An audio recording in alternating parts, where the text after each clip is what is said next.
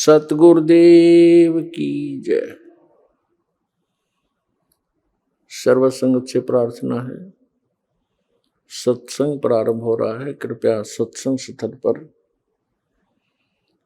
शांतिपूर्वक विराजमान होकर के श्रद्धा से सत्संग सुने। परमेश्वर की प्यारी आत्माओं से पुनर्निवेदन है, सत्संग प्रारंभ हो रहा है। कृपया सत्संग स्थल पर शांतिपूर्वक विराजमान होकर के श्रद्धा से सत्संग सुने। सत सही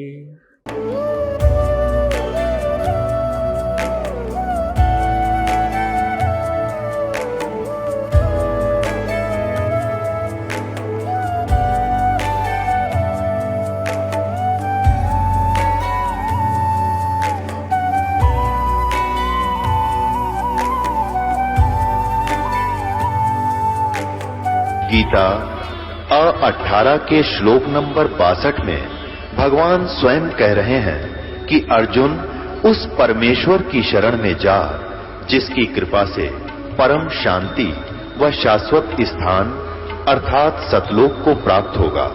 वो परमेश्वर कौन है, कहां है, कैसा है, जानने के लिए कृपया अवश्य सुनिए जगत गुरु तत्वदर्शी संत रामपाल जी महाराज के अमृत वचन। नमस्कार दर्शकों, भारतवर्ष में प्राचीन काल से ही अनेक साधु संतों महापुरुषों का जन्म होता रहा है, जिनमें से कुछ ऐसे महापुरुष भी हुए जिनके द्वारा एक पंथ की नींव रखी गई जो वर्षों बीत जाने के बाद धर्म का रूप ले लिया।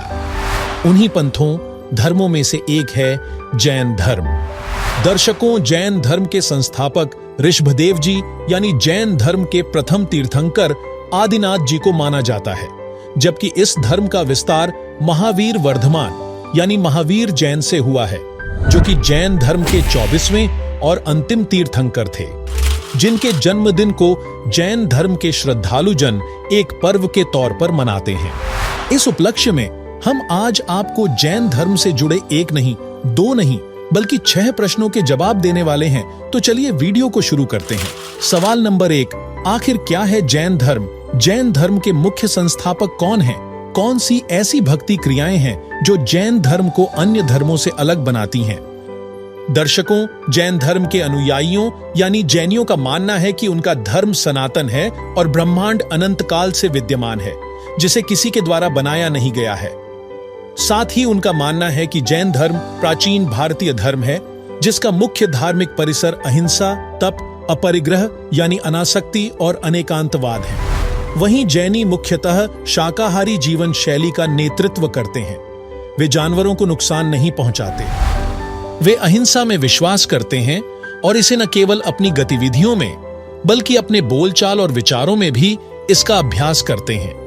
जैन धर्म के अनुयायी सत्य बोलने में विश्वास करते हैं। तपस्या जैन धर्म में मुख्य बिंदु है, जिसे पालन करने की परंपरा है, क्योंकि जैन मानते हैं कि तपस्या के माध्यम से उनके 24वें तीर्थंकर महावीर जैन निर्वाण प्राप्त कर चुके हैं। वहीं जैन धर्म के संस्थापक ऋषभदेव यानी आदिनाथ जी को माना जाता है, जो जैन धर्म के प्रथम तीर्थंकर माने जाते हैं, जो कि इक्ष्वाकु वंशी राजा नाभिराज के पुत्र थे, जिसका प्रमाण हमें पुस्तक जैन संस्कृति कोश भाग 1 के पृष्ठ 175 में उल्लेख है कि ऋषभदेव के पोते और भरत के पुत्र मरीचि, जिन्हें वैदिक धर्म का संस्थापक माना जाता है, यही मरीचि जैन परंपरा में आगे चलकर महावीर जैन अर्थात महावीर बन गए। ऋषभदेव जी प्रथम तीर्थंकर और प्रवर्तक जैन धर्म के माने जाते हैं। अब इनकी दास ये बताना चाहता है, सत भक्ति ना करने से भक्ति करते हुए भी दुखी रहे प्राणी। ये देखिएगा, जैन संस्कृति कोश, जैन इतिहास, संस्कृति, कला एवं पुरातत्व, ये कहाँ से छपा है? जैन संस्कृति कोश, जैन इतिहास, संस्कृति, कला एवं पुरातत्व, प्रथम खंड। लेखक है प्रोफेसर भागचंद्र जैन भास्कर और सम्मति प्राच्य शोध संस्थान नागपुर, कला एवं धर्म शोध संस्थान वाराणसी। ये पूरा पेज देखो इसका। अब ये प्रकाशक है जैन संस्कृति कोश प्रथम खंड। लेखक है प्रोफेसर भागचंद्र जैन भास्कर, प्रकाशक ये दोनों मिलकर हैं।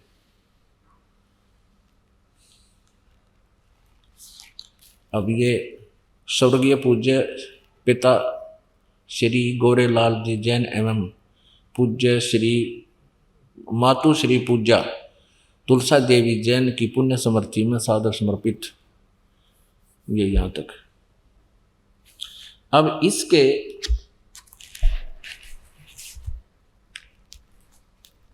ये देखिएगा 175 पृष्ठ पे, ऋषभ देव के पौत्र मारीची, भरत के पुत्र, जो पुराण में वैदिक धर्म के प्रवर्तक माना गया है।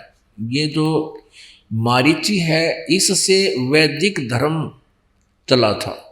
अब ध्यान से देखना पुण्यात्माओं, आप बहुत इंटेलिजेंट बालक हो, अब कंप्यूटर तक बना लिया आपने, तो ये तो बहुत आसानी से समझ सकते हो।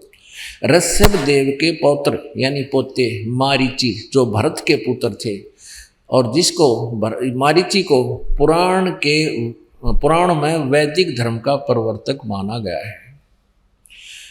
यही मारीची जैन परंपरा में आगे चलकर महावीर जैन यानी वर्धमान बना, महावीर जैन हुआ। यही आत्मा मारीची वाली जो ऋषभ देव के पौत्र थे, पोते। अब आगे देखते हैं जैन धर्म का, ये देखो 176 पृष्ठ पे, जैन धर्म का विकास इतिहास। तीर्थंकर ऋषभ देव की जीवन घटनाएं। तीर्थंकर ऋषभ देव अंतिम कुलकर नाभिराज के पुत्र थे।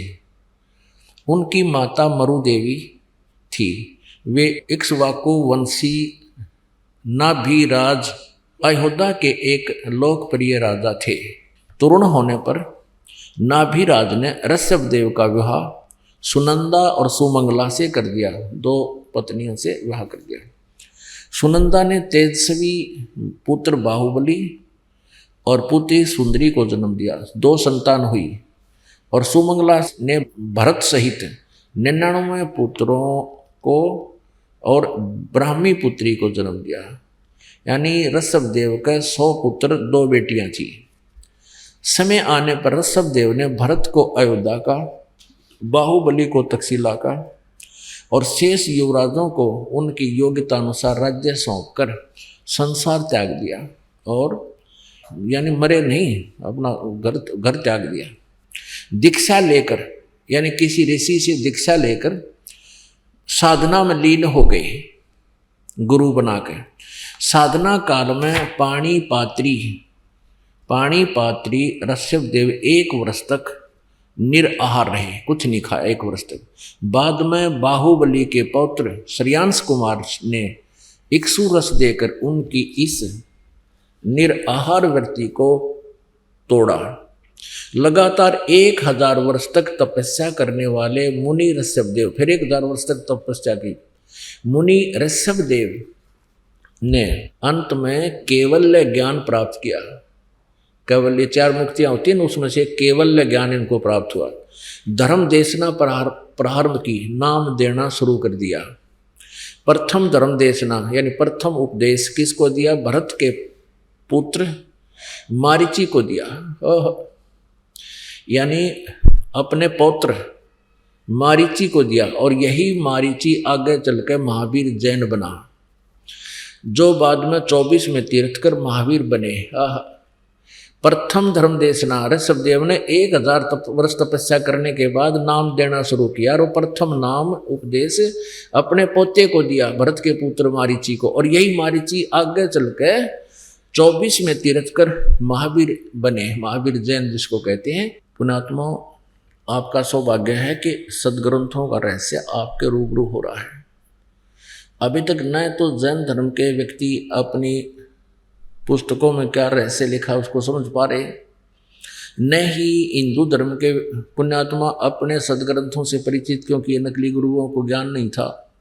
ये आज तक ये नहीं बता सके ब्रह्मा विष्णु महेश के माता पिता कौन है। इनके इतिहास में लिखा, इनके सतीथि अजर अमर बताते हैं, ये नासवान है। तो ऐसे हमें भ्रमित कर रखा है, इन्होंने हमारे ऊपर कैर ढा रखा है, नकली गुरुओं ने हमारे जीवनों को नष्ट कर दिया। जैन धर्म की भक्ति क्रियाओं की बात करें तो जैनियों का मानना है कि ऐसे कई तरीके और साधन हो सकते हैं जिससे परमात्मा की भक्ति की जा सकती है। जैन धर्म सबसे मजबूत तपस्वी परंपरा को दर्शाता है जो तपस्या से प्रेरित है। इसमें निःवस्त्र रहना, उपवास और तपस्या करना शामिल है। जबकि श्रीमद् भगवत गीता अध्याय 6 श्लोक 16 में कहा है, नात्यश्नतस्तु योगोऽस्ति न चैकान्तमनश्नतः न चाति स्वप्नशीलस्य जाग्रतो नैव चार्जुन। कि योग यानी भक्ति न तो ज्यादा खाने वाले की और बिल्कुल न खाने वाले यानी व्रत उपवास रखने वाले की सफल नहीं होती है। वहीं परमेश्वर के तत्व ज्ञान से परिचित होने के बाद संत गरीबदास जी अपनी अमृतवाणी में इस विषय में कहा है, गरीब प्रथम अन्न जल संयम रखें, योग युक्त सब सद्गुरु भांखे। वहीं तपस्या के विषय में सदग्रंथों में क्या कहा गया है देखिए। ऋग्वेद, यजुर्वेद, सामवेद और अथर्ववेद। अथर्ववेद तो इसने बहुत बाद में दिया है अपने पुत्र को, पहले ये 3 वेद दिए थे, उसमें से भी कुछ पोर्शन अलग से रख लिया था। तो कहने का भाव ये है कि ये चारों वेद गॉड गिवन है और श्रीमद् भगवत गीता के अंदर इसने वेद ज्ञान दिया है, बोला है श्री कृष्ण जी में प्रवेश करके। तो जो वेदों से मेल खाता है श्रीमद् भगवत गीता का ज्ञान वो सही है, और वही सूक्ष्म वेद से भी यदि मेल खाता है तो वो सही है। और जो इनसे मेल नहीं खाता है, गीता में जो इसका अपना ज्ञान है वो इसके घर का है, वो हमने नहीं मानना है जो श्रीमद् भगवत गीता में। अब आपको दिखाते हैं अध्याय नंबर 3 का श्लोक नंबर 3 में क्या कहा है। हे निष्पाप, ये भगवान बोला है, ये इतने को भगवान श्री कृष्ण महाराज बोल रहे, इन्हें इतनी अकल थी, यो काल बोल रहा है इसमें। हे निष्पाप, इस लोक में 2 प्रकार की निष्ठा मेरे द्वारा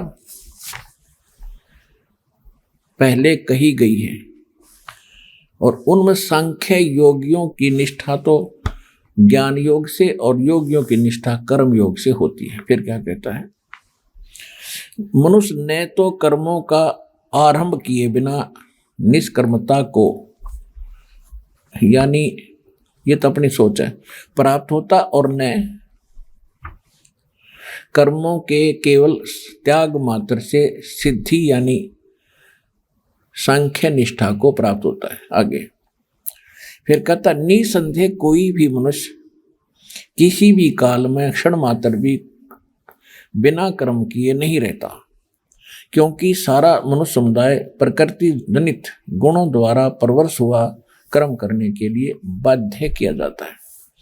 6 में, जो मूढ़मती मनुष्य समस्त इंद्रियों को हठपूर्वक ऊपर से रोककर मन से उन इंद्रियों के विषयों का चिंतन करता रहता हुआ मिथ्याचारी और दंभी कहा जाता है। फिर 7वें में क्या कहा है, किंतु हे अर्जुन, जो पुरुष मन से इंद्रियों को वश में करके अनासक्त हुआ समस्त इंद्रियों द्वारा कर्म योग का आचरण करता है वही श्रेष्ठ है। यानी तो हट करके बैठ गया तो बाहर से तो दिखाई देगा भक्ति कर रहा है, समाधि लगाने की चेष्टा कर रहा है, लेकिन ये मन किसी समय भी कोई ना कोई सोचे बिना ये रहता नहीं। अब इसके लिए कहा कि तू काम भी कर, भक्ति भी कर, इस कर्म इंद्रियों को लगाए रख, काम भी कर और भक्ति भी कर। ये देखिए, अब कहते हैं जो इन कर्म इंद्रियों को जो रोक कर चिंतन करता है, और वो मिथ्याचारी और दंभी यानी पाखंडी कहा जाता है कि कोई हट करके बैठता है, जैसे 2.5 घंटे सुबह 2.5 घंटे शाम, ये राधा स्वामी वाले रोने तकरीबन यह गुट्टी प्यावा सब ने, कहते ये पाखंडी लोग हैं, दंभी हैं, ये साधना नहीं है भक्ति करने की। देखना 7वें में स्पष्ट कर दिया है कि किंतु अर्जुन, जो पुरुष मन से इंद्रियों को वश में करके और अनासक्त हुआ समस्त इंद्रियों द्वारा कर्म योग का आचरण करता है, वही श्रेष्ठ है। यानी कर्म योग माने काम भी करता है और भक्ति भी करता है, वो श्रेष्ठ है। आगे देखो, अब तीसरे अध्याय के 8वें श्लोक में क्या कहा है? 8वें श्लोक में, तू शास्त्र विहित कर्तव्य कर्म कर। शास्त्र विहित माने शास्त्रों में वर्णित वो साधना कर्तव्य कर्म कर जो कर्ण योग्य हैं क्रियाएं, क्योंकि कर्म ना करने की अपेक्षा है, यानी एक स्थान पर बैठ के हठ योग करने की अपेक्षा कर्म करना श्रेष्ठ है। तथा कर्म न करने से तेरा शरीर निर्वाह गुजारा भी तो नहीं सिद्ध होगा। हो गया सिद्ध? इस 8वें श्लोक में बिल्कुल स्पष्ट कर दिया है कि काम भी कर, यदि हठ और शास्त्र अनुकूल साधना कर, और यदि काम छोड़ कर हठ योग करके बैठेगा तेरा पेट कैसे भरेगा? ये है वेद ज्ञान। और देखो 9वें में क्या कहा है, इसमें कहा कि ज्ञान यज्ञ के निमित्त किए जाने वाले कर्मों से अतिरिक्त, यानी यज्ञ माने धार्मिक अनुष्ठान भक्ति कर्म के अतिरिक्त किए जाने वाले कर्म अतिरिक्त दूसरे कर्मों में लगा हुआ ही यह मनुष्य समुदाय कर्मों से बंधता है। इसलिए अर्जुन आसक्ति से रहित होकर उस ज्ञान के निमित्त, तदार्थ मान उस ज्ञान के नहीं, उस परमात्मा पाने के निमित्त कर्तव्य कर्म कर। अब ये तो है वेद ज्ञान, क्योंकि सूक्ष्म वेद और यजुर्वेद ये दोनों प्रमाणित करते हैं कि नाम उठत नाम बैठत नाम सोवत जागवे, नाम खाते नाम पीते नाम से ती लागवे। सूक्ष्म वेद। यजुर्वेद कहता है 40वें अध्याय का 15वां मंत्र, ये देखिएगा। यजुर्वेद, ये देखिएगा यजुर्वेद, ये कहाँ से प्रकाशित है? प्रकाशक है सार्वदेशिक आर्य प्रतिनिधि सभा 2/5 महर्षि दान भवन रामलीला मैदान नई दिल्ली से। और यजुर्वेद आर्य भाषा महर्षि द्वान सरस्वती द्वारा इसका अनुवाद किया गया है और ये यहाँ से मुद्रित है। अब हम इसके 40वें अध्याय में चलते हैं। ये 40वां इसका अंतिम अध्याय है और ये लास्ट के ही मंत्र चल रहे हैं इसके अंदर। देखिएगा, ये है यजुर्वेद और 4400 यानी 40वां अध्याय 4400 और इसका मंत्र नंबर 15। हम संस्कृत भी पढ़ लेंगे जोड़ जाड़ का, हिंदी तो आवे अपन, यह देवनागरी लिपि है। वायुर अनिलम अमृतम अथिदम अथेदम भस्मांतम शरीरम। ओम कर्तो समर किलबे समर और कर्तुम समर है 15वां श्लोक। इसका क्या अर्थ है? वायु अनिलम अमृतम अथ इदम भस्मांतम शरीरम। इसका अर्थ है कि जब तक तेरा शरीर का नाश हो तब तक, अनल माने होती है वायु, इस वायु यानी श्वास के द्वारा सेवन करना होता ओम का। तो इसमें क्या बताया है कि ओम कर्तु समर किलबे समर। नीचे देखिएगा, ओम कर्तो समर किलबे समर और कर्तुम समर।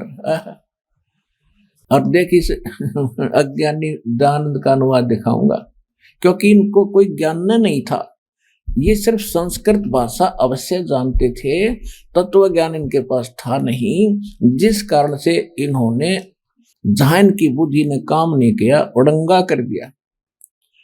अब इसका सीधा अर्थ है कि ओम कर्तु समर, ओम का जाप काम करते करते सेवन कर। अब इसके अनुवाद से आपको और आसानी से सिद्ध होगा कि यो भी कोशिश कर रहा है, अर्थ तो ठीक करने की चेष्टा कर रहा है, लेकिन विचलित होने के कारण ये निष्कर्ष नहीं दे पा रहा। देखिएगा, ये इनका अनुवाद है दानंद जी का। कर्तो माने कर्म करने वाले जीव तू शरीर छूटते समय, ये ओम लिखा है, ये ओम लिखा। इसने जैसे ये कर्तु है, कर्तु का अर्थ कर दिया कर्म करने वाले जीव, बिल्कुल ठीक है। और ओम का भी यहाँ अर्थ लिखना था, ओम ही लिखना था। ओम माने ओम, को समर माने समण कर, कल्बे माने अपने सामर्थ्य के लिए परमात्मा और उनके अपने स्वरूप का समरण माने समरण कर, कर्तव्य माने अपने किए का समरण कर।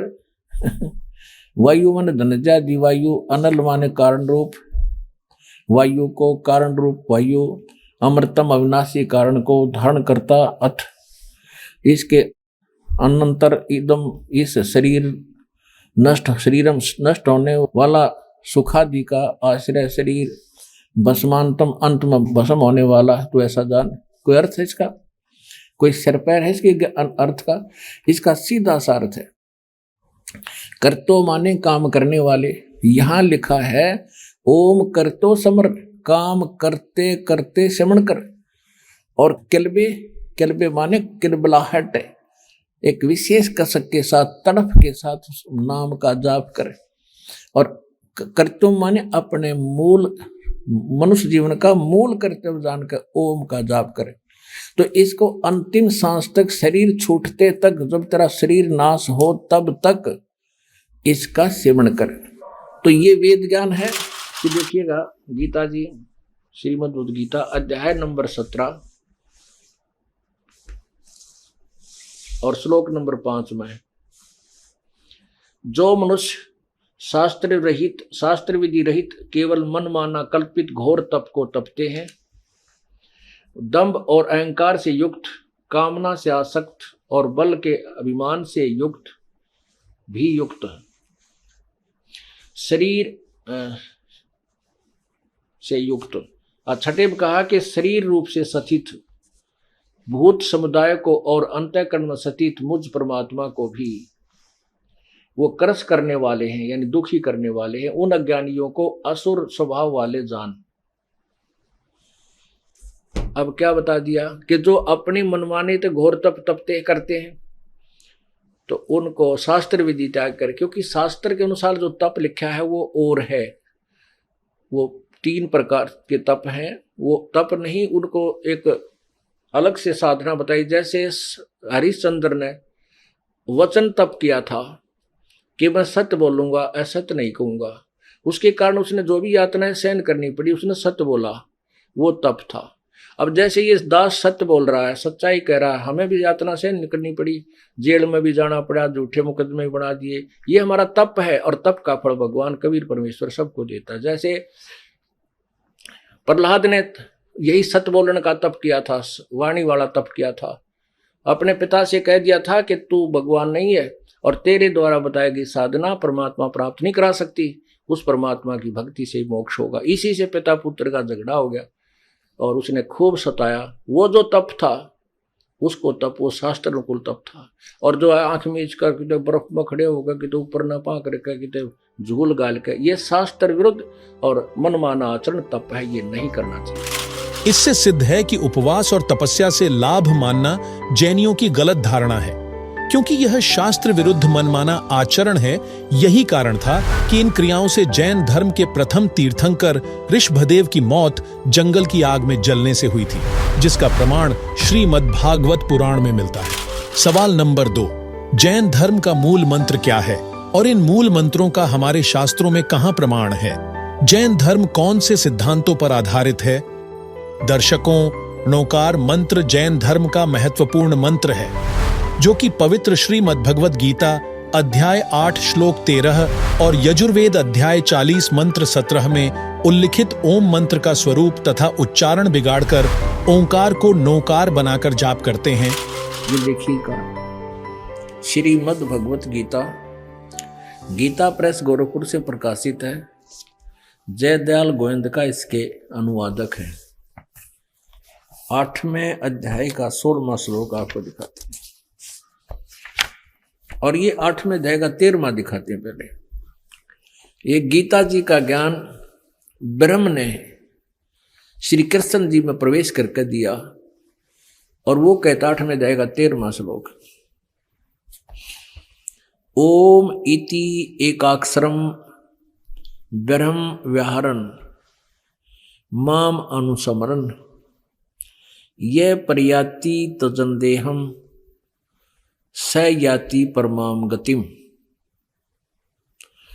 ये कहता है गीता ज्ञानदाता ब्रह्म श्री कृष्ण में प्रवेश करके प्रेतवत बोल रहा है, माम ब्रह्म मुझ ब्रह्म का, माम ब्रह्म मुझ ब्रह्म का, ओम इति माने यह है एक अक्षर, केवल ओम यह एक अक्षर है, व्यवहारन अनुस्मरण उच्चारण करता हुआ सिमरण करने का। और यह प्रयाति तजंदेहम,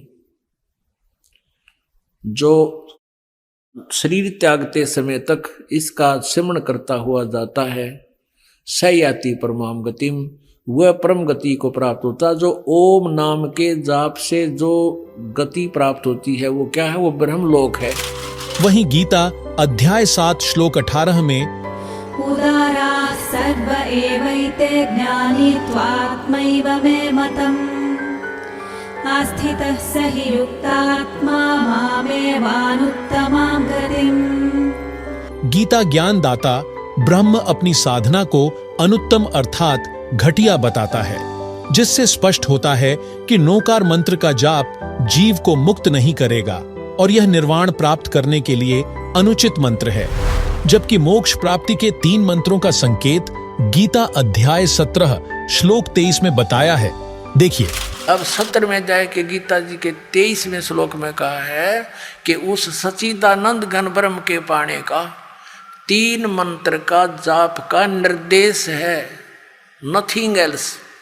निर्देश माने नथिंग और कुछ नहीं, सिंपल ओनली डायरेक्शन, ये है। देखिएगा 17वें अध्याय का और 23वां श्लोक श्रीमद् भगवद गीता, और ये 17वां अध्याय 17वें का 23वां श्लोक है।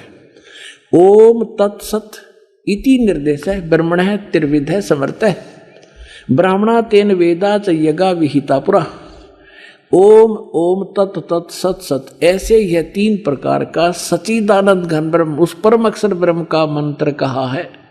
अब सच्चिदानंद घन ब्रह्म परम अक्षर ब्रह्म का मंत्र ओम तत् सत, उसको पाने का। ओम तो पुण्यात्मा सीधा है ब्रह्म अक्षर पुरुष का, और जो तत् है वो अक्षर पुरुष का, और सत है ये परम अक्षर ब्रह्म का। ये भी कोड वर्ड है, सांकेतिक शब्द है। ओम और तत् जो सांकेतिक शब्द है वो दोनों मिलकर ये सतनाम बनता है, 2 अक्षर का। और जिसका भी आज तक मोक्ष हुआ उन महापुरुषों ने इस सतनाम का जाप किया है। और जो सत है वो सारनाम की तरफ संकेत है, वो भी कोई अन्य मंत्र है, वो सांकेतिक कोड वर्ड दास के पास है, इस पृथ्वी विश्व में किसी के पास नहीं। सवाल नंबर 3, जैन धर्म में मुख्य किस ईश्वर की आराधना की जाती है? इस धर्म के अनुसार ईश्वर के मुख्य कार्य क्या हैं? जैन धर्म में मुख्यतः किसी ईश्वर को नहीं माना जाता, अपितु तीर्थंकरों को ही प्रभु मानकर उनकी मूर्तियों को मंदिरों में स्थापित करके उनकी आराधना की जाती है। वहीं एक बहुदेववादी धर्म होने के नाते जैनी एक भगवान में विश्वास नहीं रखते हैं। जैनियों का मानना है कि जीव की गुणवत्ता को कर्म निर्धारित करते हैं और ब्रह्मांड को अस्तित्व में रखने के लिए कोई परम शक्ति की आवश्यकता नहीं है, यानी कोई रचनात्मक परम शक्ति नहीं है जिसने ब्रह्मांड की रचना की है, अर्थात ब्रह्मांड का कोई रचनहार भगवान नहीं है। आरंभ से ही इसका अस्तित्व है, जो एक महिला का एक पुरुष के साथ मिलन होने के बाद से होता है और बाद में सभी मर जाते हैं। दर्शकों, ऐसे लोगों के विषय में गीता अध्याय 16 श्लोक 8 में कहा गया है, असत्यमप्रतिष्ठन्ते जगदाहुरनीश्वरम् अपरस्पर संभूतं किमन्यत् कामहैतुकम्, कि वे आसुरी प्रकृति वाले कहा करते हैं कि जगत आश्रय रहित सर्वथा असत्य तथा अनीश्वरम, यानी बिना ईश्वर के अपने आप केवल स्त्री पुरुष के संयोग से उत्पन्न होता है। केवल काम ही इसका कारण है, इसके सिवा क्या है? ऐसी धारणा वाले प्राणी राक्षस स्वभाव के होते हैं। फिर गीता अध्याय 16 श्लोकों में कहा है, एतां दृष्टिमवष्टभ्य नष्टात्मानोऽल्पबुद्धयः प्रभवन्त्युग्रकर्माणः क्षयाय जगतो हिताः, कि इस मिथ्या ज्ञान को अवलंबन करके जिनका स्वभाव नष्ट हो गया है, जिनकी बुद्धि मंद है यानी ज्ञानहीन है, सबका बुरा करने वाले यानी भ्रमित करके गलत ज्ञान, गलत साधना द्वारा अनमोल जीवन नष्ट कराने वाले क्रूर कर्मी मनुष्य केवल जगत के नाश के लिए ही उत्पन्न होते हैं। जिससे सिद्ध है कि जैन धर्म में चल रही साधना तथा विधान निराधार तथा नरकदायक है। इससे मोक्ष तो स्वप्न में भी नहीं हो सकता। वहीं जैन धर्म का मानना है कि तीर्थंकर मनुष्यों की तरह पैदा हुए, अर्थात जन्मे, ध्यान और आत्मबोध के माध्यम से जब वे ज्ञान प्राप्त करते हैं तो जैन धर्म में वे भगवान हो जाते हैं, क्योंकि उन्होंने निर्वाण प्राप्त कर लिया है। तो चलिए जानते हैं आत्मबोध ज्ञान के विषय में। क्या केवल आत्मज्ञान होने से ही जीवात्मा निर्वाण प्राप्त कर सकती है? पुण्यात्माओं, अभी तक हम सुना करते थे ऋषि में ऋषियों से कि आत्मज्ञान होना चाहिए, और परमात्मा कहते हैं कूप की छाया और कूप के माही ऐसा आत्मज्ञान। जैसे कुएं की छाया कुएं तक सीमित है, उसके बाहर कोई यूज नहीं कुएं की छाया का। कूप की छाया कूप के माही ऐसा आत्मज्ञान। आत्मज्ञान तो ये है कि हम कौन हैं और कहां से आए हैं, हमारा यहां जीने का उद्देश्य क्या है, ये तो है आत्मज्ञान। और फिर परमात्म ज्ञान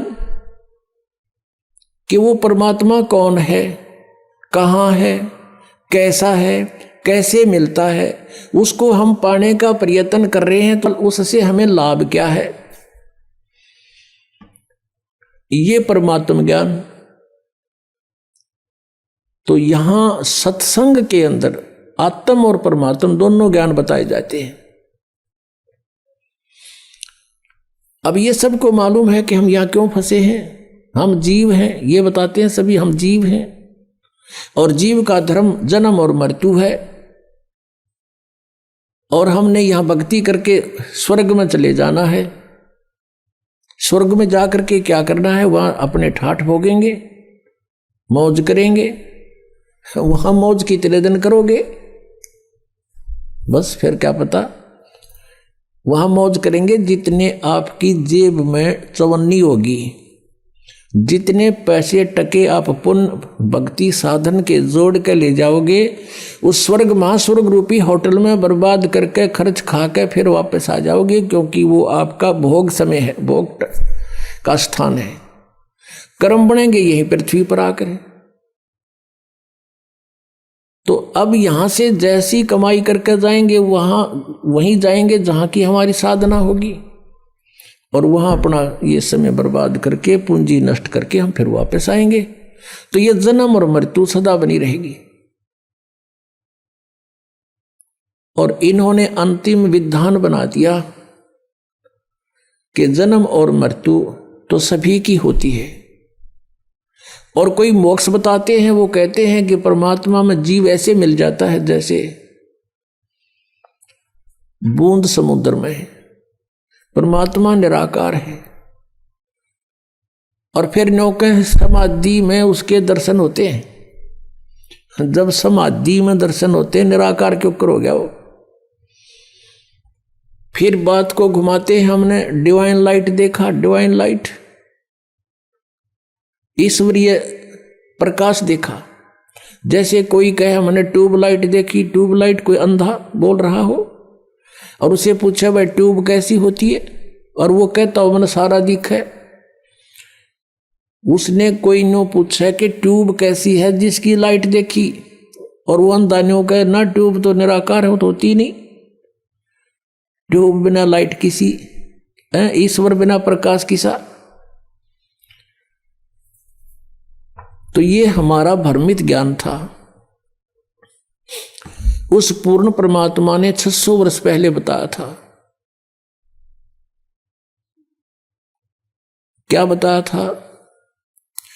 धर्मदास ये जग बोराना, कोई न जाने पद निर्वाण। जैसे आपने सुबह के सत्संग में ऋग्वेद मंडल नंबर 9 सूक्त नंबर 86 मंत्र 26 और 27 में है। ऋग्वेद मंडल नंबर 9 सूक्त 82 के मंत्र 1, 2, 3 में है। आपने आंखों देखा कि परमात्मा की महिमा में लिखा है कि वो परमेश्वर ऊपर तीसरे मुक्ति धाम में रहता है। वो ध्रुवलोक के तीसरे स्थान पर विराजमान है, पृष्ठ पर। वहां से गति करके अत्यधिक तेज गति से चलने वाले पदार्थ की तरह, बिजली की तरह, आकाशीय बिजली की तरह गति करके आता है और अच्छी आत्माओं को प्राप्त होता है, अच्छी आत्माओं को मिलता है,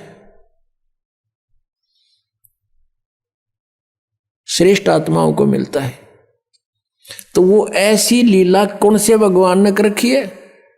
केवल कबीर परमेश्वर ने।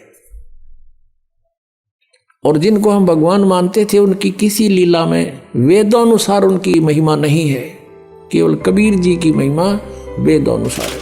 अब विचारणीय विषय यह है कि यदि जैन धर्म की भगवान की अवधारणा पर भरोसा किया जाए तो ऐसा प्रतीत होता है कि हम सभी भगवान बन सकते हैं, क्योंकि प्रत्येक इंसान के पास सामर्थ्य है और हठ योग और उपवास जैसी प्रथाओं से हर आत्मा निपुण हो सकती है, हर कोई भगवान हो सकता है, जिससे जैन धर्म में भगवान की अवधारणा भक्तों की शंका बढ़ाती है।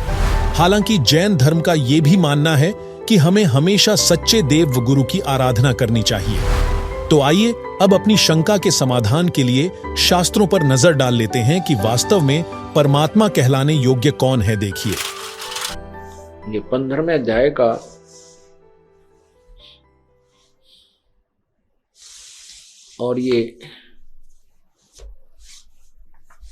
16वां श्लोक है। दिवौ इमौ पुरुष लोके क्षर च अक्षर एवं च क्षर सर्वाणी भूतानि कटुस्थ अक्षर उच्यते। अनुवाद इसका किया है कि इस संसार में नाशवान और विनाशी भी ये दो प्रकार के पुरुष हैं। पुरुष माने प्रभु, स्वामी, भगवान कहो। लेकिन इसका जो परिभाषा हम आपको समझाने चले हैं प्रभु की, अब यहाँ प्रारंभ होती है। अभी तक ये इसकी भूमिका बनी है।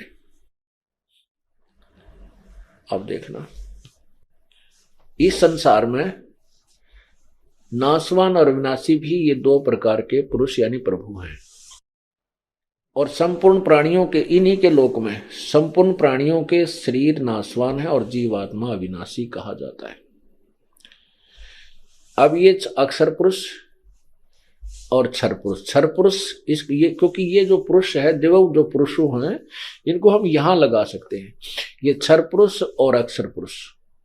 क्षर पुरुष माने ये ब्रह्म और अक्षर पुरुष माने ये परब्रह्म भी दो प्रकार के परमात्मा हैं, प्रभु हैं। और इनके लोकों में सभी प्राणियों तो शरीर के नाशवान हैं और जीवात्मा अविनाशी कहा जाता। जैसे अभी आपने परब्रह्म की भी आयु की सीमा देखी और ब्रह्म की भी। जब परब्रह्म का एक दिन समाप्त होगा 1000 युग का, चतुर्युग नहीं, परब्रह्म का, अक्षर पुरुष का जब एक दिन समाप्त होगा जो 1000 युग का होगा। एक युग आपको बताया कि 70,000 त्रिलोकीय शिव की मृत्यु के बाद एक काल मरेगा जो एक ब्रह्मलोक में रहता है। वह 3 रूप में रहता है, ब्रह्मा, विष्णु और शिव रूप में। ऐसे ही उसी अवधि से वहां वो अपना ब्रह्मा वाला शरीर छोड़ता है, ऐसे फिर विष्णु वाला छोड़ता है, लास्ट में वो शिव वाला शरीर छोड़ता है। तब एक ब्रह्मांड का विनाश होता है और परब्रह्म का यानी अक्षर पुरुष का एक युग होता है। ऐसे 1000 युग का जब परब्रह्म का दिन समाप्त होता है तो 21 ब्रह्मांड का विनाश होता है। इस ब्रह्म के काल के 21 ब्रह्मांड का विनाश हो जाता है। और ये सभी प्राणी परब्रह्म के लोक में अलग अलग स्थान पर रख दिए जाते हैं, उनके कर्म अनुसार अलग अलग वहां रखे जाते हैं। और जब उसका फिर रात्रि समाप्त हो जाती है, पुनः दिन प्रारंभ होता है, फिर दुर्गा और काल ऐसे ही उत्पन्न होते हैं। फिर उनके कर्म अनुसार वो सभी जीव नीचे भेज दिए जाते हैं और वो कर्म अनुसार उनकी फिर उत्पत्ति वहीं काल और दुर्गा और उससे होती रहती है। ऐसे ये फिर शुरू हो जाता है।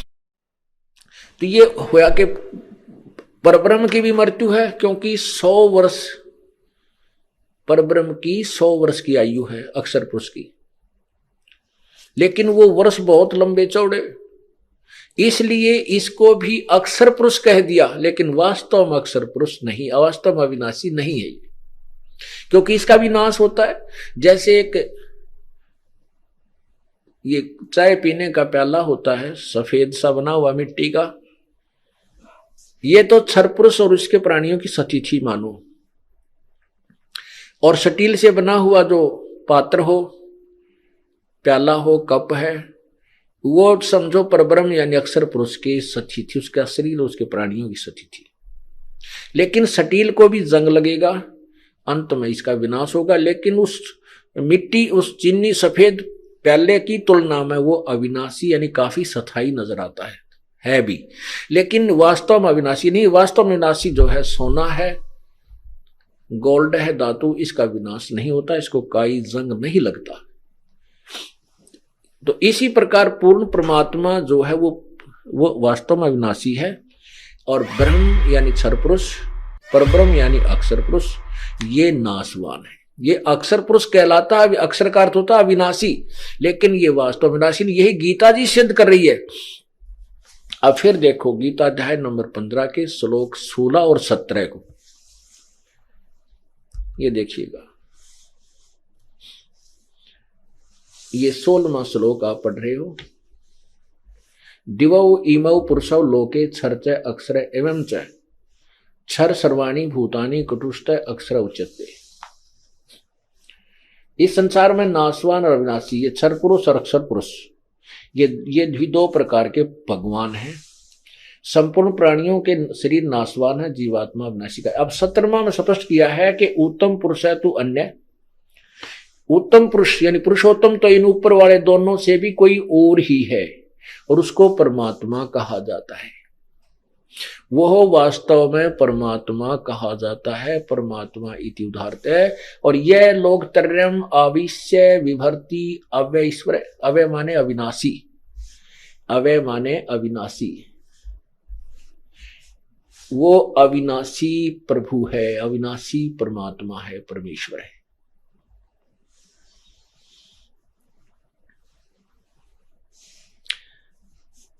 अब सिद्ध हो गया, क्योंकि ऊपर दोनों से कोई और है, क्षर पुरुष और अक्षर पुरुष से कोई उत्तम पुरुष और है, और वही परम अविनाशी, और वही तीनों लोकों में प्रवेश करके सबका धारण पोषण करता है। अब देखना, अब ये समझ में आएगी आपको उल्टा लटका हुआ संसार रूपी वृक्ष का चित्र।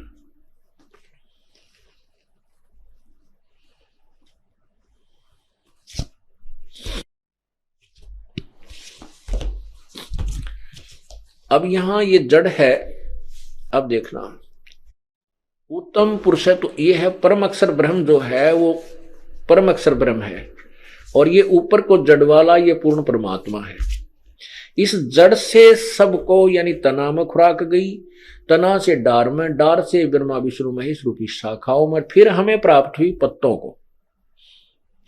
तो ये क्या लिखा है कि जो लोग तीनों लोकों में प्रवेश करके, यह लोक त्रयम् अविश्य विभर्ति, अविश्य,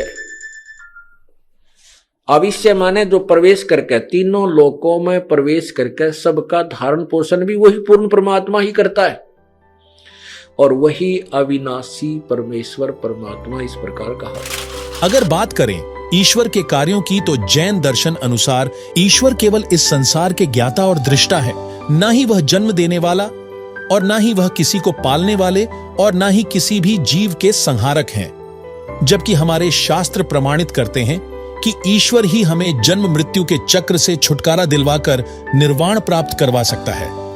देखिए पवित्र गीता जी, गीता अध्याय नंबर 7 के मंत्र श्लोक नंबर 29 में कहा है कि हे अर्जुन, जो इस पूर्ण अखिल यानी पूर्ण ज्ञान को समझ लेता, तत्व ज्ञान को समझने के बाद फिर सभी आध्यात्मिक ज्ञान से परिचित हो जाता है, और वो उस तत्ब्रह्म यानी उस परमात्मा को समझकर, तत्ब्रह्म को समझकर फिर जन्म मृत्यु से छूटने का ही प्रयत्न करता है। ये देखिएगा अध्याय नंबर 7 के ये श्लोक नंबर 29। जरा मरण मोक्षाय माम आश्रित्य यतन्ति ये ते ब्रह्म तत् विदु कृष्णम अध्यात्म कर्म च अखिलम। इसका क्या अर्थ है कि ये अनुवाद किया इन्होंने, जो मेरे शरण होकर, भावार्थ यह कि गीता ज्ञान दाता कह रहा है कि मैं जो ज्ञान दे रहा हूं इसके आश्रित होकर के, यानी तत्वदर्शी संत से मिलने के बाद जरा मरण मोक्षाय जरा और मरण से छूटने के लिए यत्न करते हैं वे पुरुष, वो साधक, तत्व ब्रह्म, तत्व माने उस, ब्रह्म माने परमात्मा को, इस तत्व माने उस ब्रह्म को और संपूर्ण अध्यात्म को तथा संपूर्ण कर्मों को जानते हैं। इसमें स्पष्ट कर दिया कि जो तत्व ब्रह्म को मेरे इस ज्ञान को आश्रित कर लें, जैसे मैं बता रहा हूं चौथे अध्याय के 34वें श्लोक में कि उस तत्व ज्ञान को तत्वदर्शी संतों के पास जाकर सुन, जो मेरे इस ज्ञान का आसरा लेकर तत्वदर्शी संतों के पास पहुंच जाते हैं और फिर पूरे संपूर्ण अध्यात्म ज्ञान से परिचित हो जाते हैं, तो उस तत्ब्रह्म को जानकर, तत्ब्रह्म कौन है ये 8वें अध्याय के प्रथम और तीसरे मंत्र में स्पष्ट होगा। उन सब को जानकर फिर वो जन्म मृत्यु से ही छूटने का प्रयत्न करते। साथ ही जैन धर्म के इस सिद्धांत को गीता अध्याय 16 श्लोक 8-9, गीता अध्याय 15 श्लोक 17 भी एकदम गलत सिद्ध करते हैं, जिसे आप पूर्व में देख व सुन चुके हैं। सवाल नंबर 4, जैन धर्म के साधकों के क्या क्या लक्षण होने चाहिए?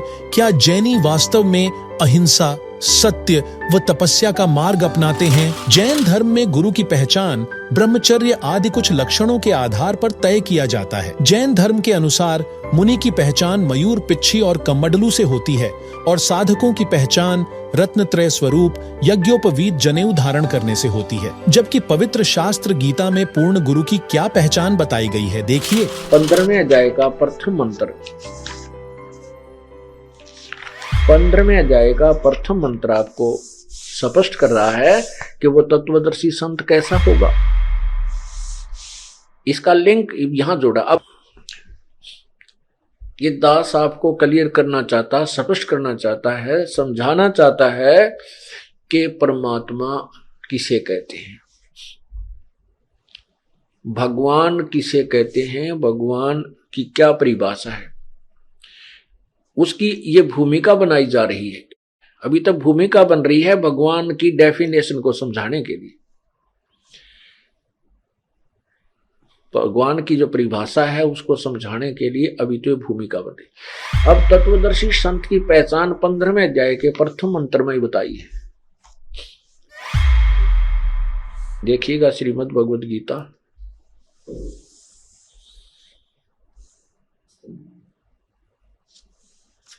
और इसके अध्याय नंबर 15 अथ पंच 10 अध्याय 15वां अध्याय।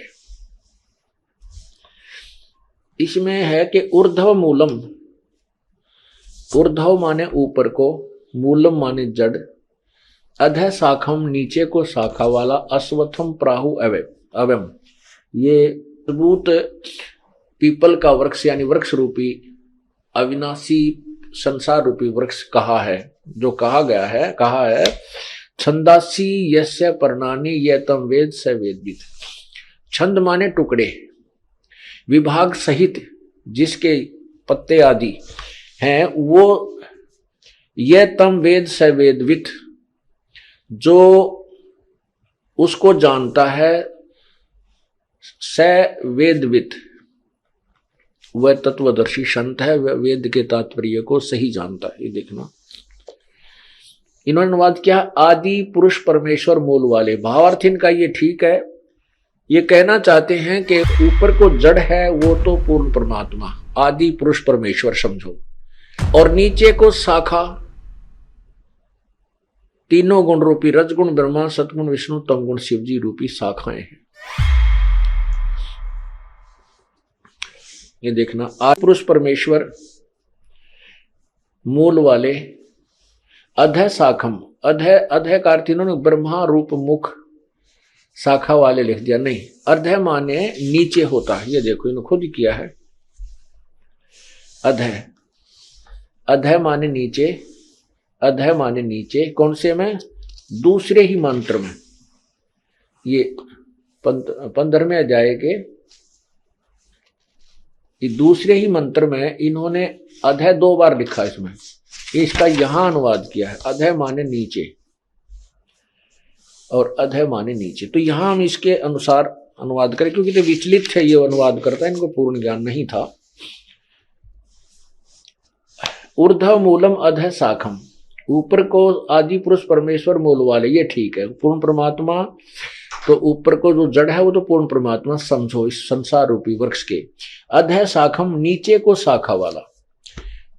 अब ये आपको समझ में आएगा इससे, ये चित्र देखें, ये है उल्टा लटका हुआ संसार रूपी वृक्ष, ये सारा।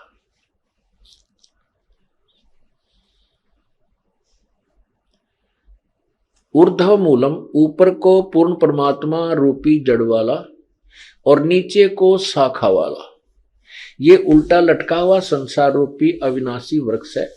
और जो संत इसके सभी छंद यानी टुकड़ों को, ये तना क्या है, ये डार क्या है, और ये शाखा क्या है, और ये पत्ते कौन है, तो परमात्मा ने, पूर्ण ब्रह्म ने अपने उस मुख्य ज्ञान में, अपने मुखारविंद से उच्चारित उस तत्व ज्ञान में, अमृत वाणी में, कबीर वाणी में कहा है, अक्षर पुरुष एक पेड़ है, निरंजन वा की डारे, तीनों देवा शाखा है, भाई पात रूप संसार।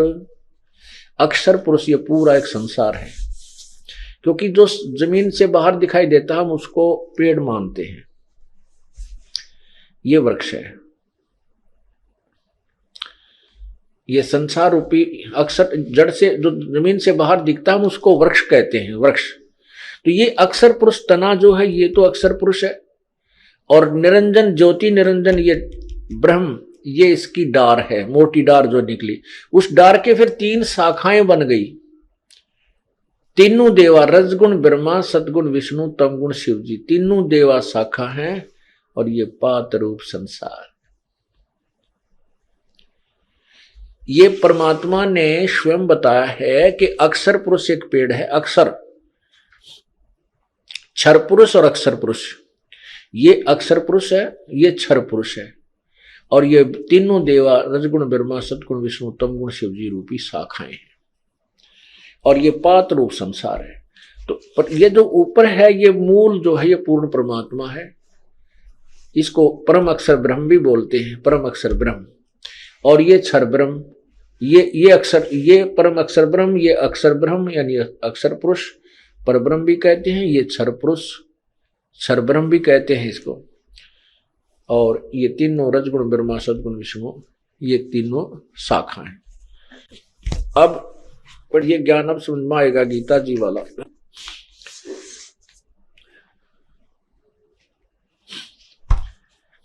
ये देखो अथ पंचदशो अध्याय, ये प्रथम मंत्र 15 में जाएगा। प्रथम मंत्र आपको सुना रहा हूं श्री गीता जी का। आदि पुरुष परमेश्वर मूल वाले, ऊर्ध्व मूलम, ऊपर को, ऊर्ध्व माने ऊपर को, मूल वाला, और अधः माने नीचे को। इन्होंने लिखा ब्रह्मा रूप मुख, मुख्य शाखा वाले, ब्रह्मा रूप मुख्य शाखा वाले नहीं, अधः शाखम, नीचे को शाखा वाला। ये संसार रूपी पीपल के वृक्ष को अविनाशी कहते हैं, वेद जिसके पत्ते हैं। छंद माने टुकड़े होता है, छंदासी यस्य प्रणानी, और इसके छंद, इसके टुकड़े जो हैं वो अलग अलग विभाग हैं, उसके पत्ते आदि कई हैं। उस संसार वृक्ष को जो पुरुष, जो व्यक्ति मूल सहित जड़ से लेकर शाखाओं तक तत्व से जानता है, वह वेद के तात्पर्य को जानने वाला है। तम यह वेद, उसको जो जानता है, वेद माने जानना भी होता है, ज्ञान होता है।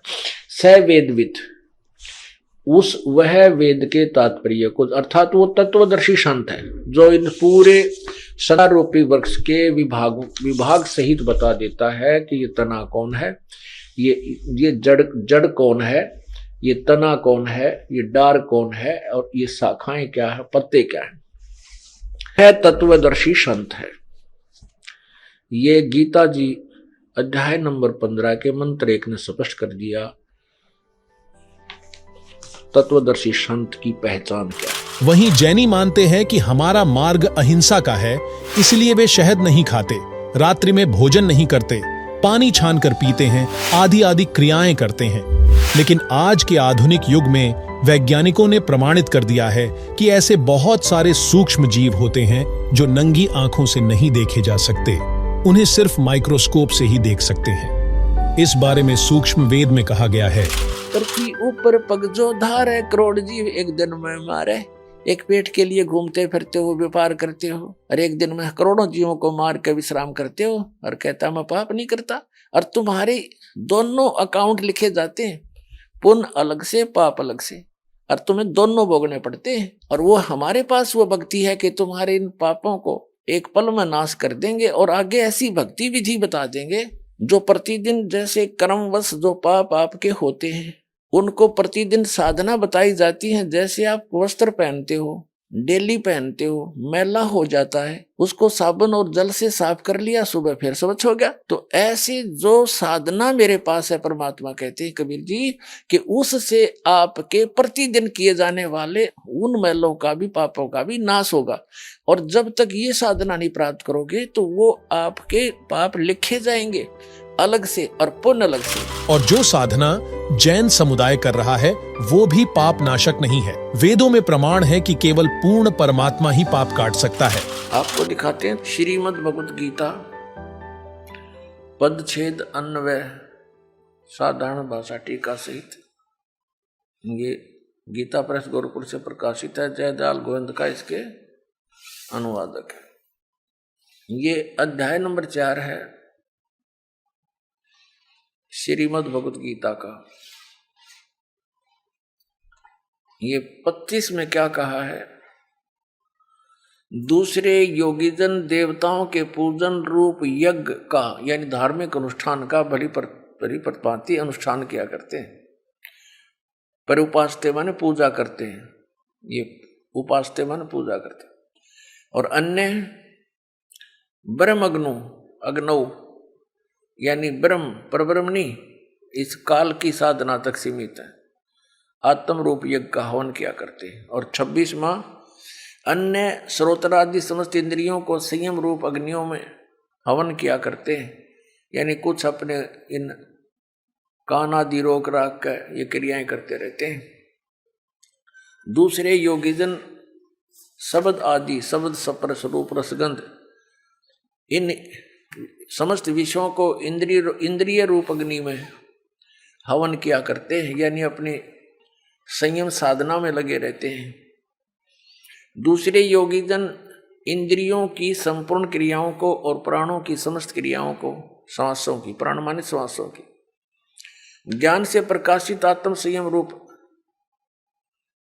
योग रूप अग्नि में हवन किया करते हैं। हवन माने साधना करते हैं। और कई पुरुष द्रव्य संबंधी यज्ञ करने वाले हैं, यानी द्रव्य संबंधी माने धन से होने वाला, जैसे कोई भंडारा कर दिया, कितना कंबल बांट दिए, और कहीं कोई धर्मशाला बनवा दी, कोई मंदिर बनवा दिया, इस तरह कितना भंडारे कर दिए। इस तरह कहते हैं कुछ एक इस प्रकार की साधना करके संतुष्ट है कि हमने बहुत कुछ कर लिया। द्रव्य संबंधी यज्ञ, द्रव्य माने धन से होने वाली करने वाले कितने ही तपस्या रूप यज्ञ करते हैं, कई तपस्या ही करते हैं, अनुष्ठान करते हैं तपस्याओं का। दूसरे योग करते हैं, योग अभ्यास यानी पेट घुमा दिया कि ऊपर न पैर नीचे न सिर कर ली, इस तरह की क्रियाओं से ही वो अपने आप को संतुष्ट मानते हैं। और कुछ एक अहिंसावादी तीक्ष्ण व्रतों से युक्त यत्नशील पुरुष, कुछ एक ऐसे जैसे मुंह पर पट्टी बांध के और नंगे पैरों चले, इसको अहिंसावादी तीक्ष्ण व्रत बोलते हैं। कुछ ऐसी क्रियाएं करते हैं। और कुछ स्वाध्याय रूप ज्ञान यज्ञ करने वाले हैं, जैसे गीता जी का पाठ कर लिया या कोई मंत्र, वेदों के मंत्र गोट लिए, इस तरह के स्वाध्याय बोलते हैं। अब 29-30 में क्या कहा कि दूसरे कितने योगी जन अपान वायु में प्राणवायु को हवन करते हैं, यानी अपने इन अंदर की 5 प्राणों से ही खसते रहते हैं प्राणवायु को अपान वायु में। अन्य कितने ही नियमित आहार करने वाले हैं, यानी सीमित आहार, एक बार खा लिया, थोड़ा सा खा लिया, उसका अभ्यास करते रहे। कुछ प्राणायाम करते रहते हैं प्राणों की और अपान की गति को रोककर प्राणों को श्वास छोटा कर बड़ा श्वास बढ़ाने घटाने के चक्कर में लगे रहते हैं। प्राणों में हवन क्या करते हैं। ये सभी साधक यज्ञों के द्वारा पापों का नाश कर देने वाले यज्ञों को जानने वाले हैं। इसका वास्तविक अर्थ ये है कि ये सभी अपनी अपनी साधनाओं को पाप नाश करने वाली जानते हैं। यदि ये इनको पता लग जाए कि ये साधना पाप नाशक नहीं है, तुरंत त्याग देंगे ये। यदि यही सही होते, फाइनल होते, तो चौथे अध्याय के 32वें श्लोक में गीता ज्ञानदाता ये नहीं कहता कि और विस्तार के साथ वहां लिखी हुई है। अब और विस्तार क्या रह गया, जितने डोले डोने थे सारे लिख कर रखे, इसमें बता रखे।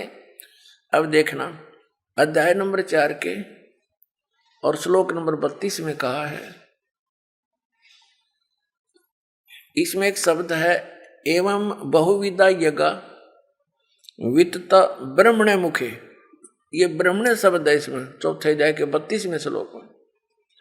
कर्मजान विधितान सर्वान एवं ज्ञातवा विमोक्ष यसे विमोक्ष से। अब क्या बताते हैं, इस ब्रह्मणे मुखे का जो अर्थ, ब्रह्मणे मुखे को हमने देखना है, इन्होंने अनुवाद गलत किया है। एवं माने इस प्रकार, बहुत प्रकार के यज्ञ यानी धार्मिक अनुष्ठान इन्होंने वेद की वाणी में कर दिया, ये गलत कर दिया। ब्रह्मणे मुखे का अर्थ लिखना था सच्चिदानंद घन ब्रह्म की वाणी में विस्तार से कहे गए। उन सब को तू कर्म जान, यानी कर्मों से, शारीरिक क्रियाओं से संपन्न होने वाले जान। नाम उठत नाम बैठत नाम सोत जागवे, नाम खाते नाम पीते नाम सेती जागवे लागवे, ये क्रिया है उसमें। विधितान, विधि जान, उनको जान। इस प्रकार तत्व से जानकर उनके अनुष्ठान द्वारा तू कर्म बंधन से सर्वथा मुक्त हो जाएगा। अब ये देखना, हमने ये गलत कर दिया ने, बेईमानी कर रखी यहाँ पर। यहां लिखना था सच्चिदानंद घन ब्रह्म की वाणी में। अब आपको दिखाते हैं इसी श्रीमद् भगवत गीता अध्याय नंबर 17 के श्लोक नंबर 23 में। इसमें है ओम तत्सत इति निर्देश है ब्रह्मणे तिर्विद समर्थ ब्राह्मणा तेन वेदा च यगा जय विहिता पुरा। ओम ओम तत् तत् सत सत इति माने यह है, ऐसे यह है। तिर्विध माने 3 प्रकार का।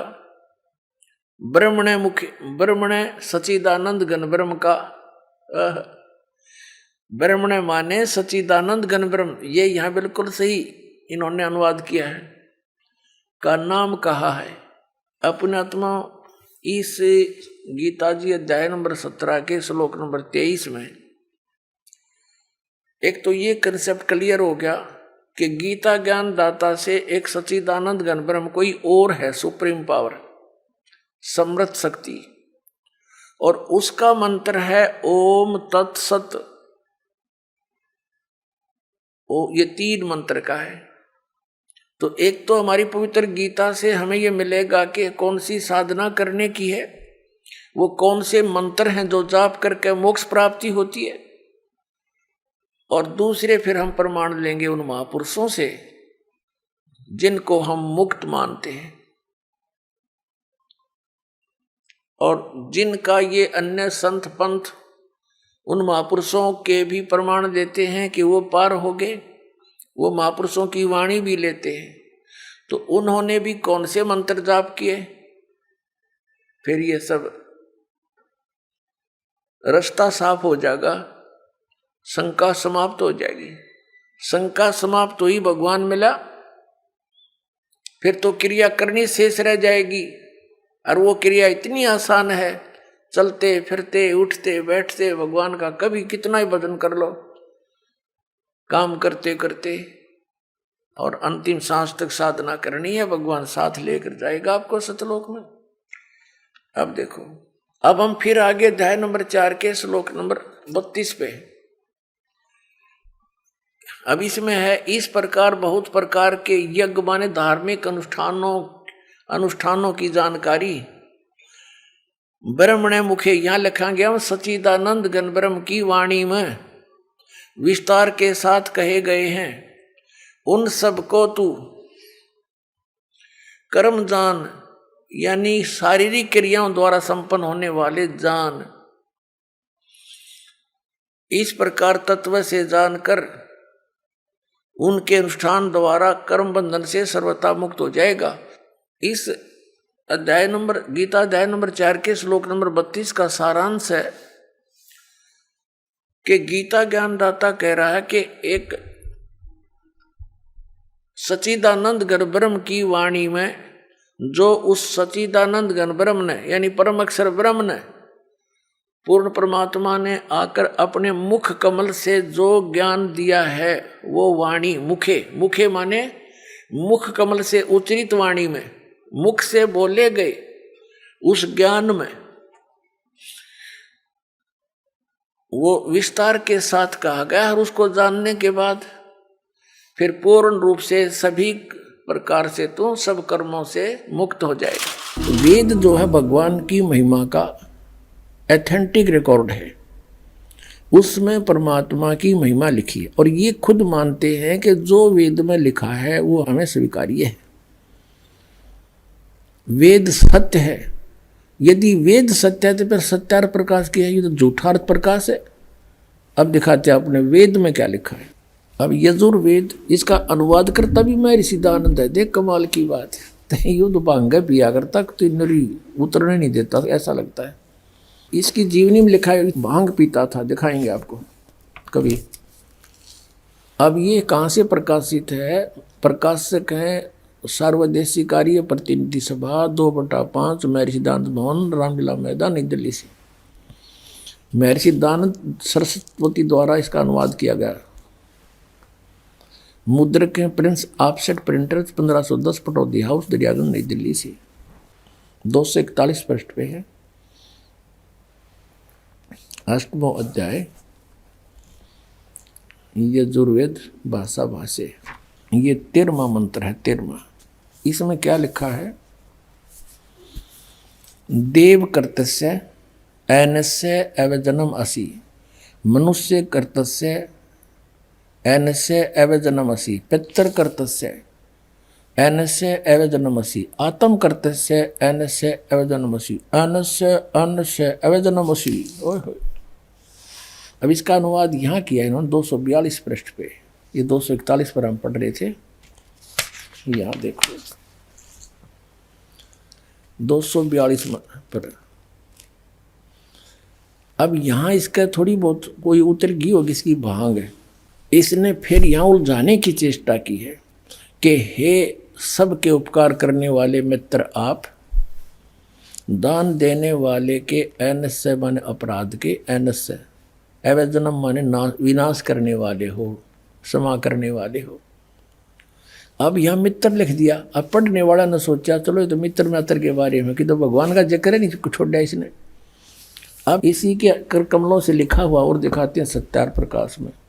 ये देखिएगा, ये सत्यार्थ प्रकाश वही वेद। अब बाद में दिखाएंगे थोड़ा आपको पुनः। और ये कहाँ से प्रकाशित है? वैदिक यति मंडल वही है। और ये दान मठ गोहाना मार्ग से प्रिंटेड है, आचार्य प्रिंटिंग प्रेस रोहतक से। दान मठ गोहाना मार्ग रोहतक से। इसके प्रथम समोल्लास में और पृष्ठ नंबर 18 पे ये नीचे क्या कहता है कि जो सबसे स्नेह करे, सबको प्रीति करने योग्य है, वह परमेश्वर सबका सच्चा मित्र है। इससे परमेश्वर का नाम मित्र है।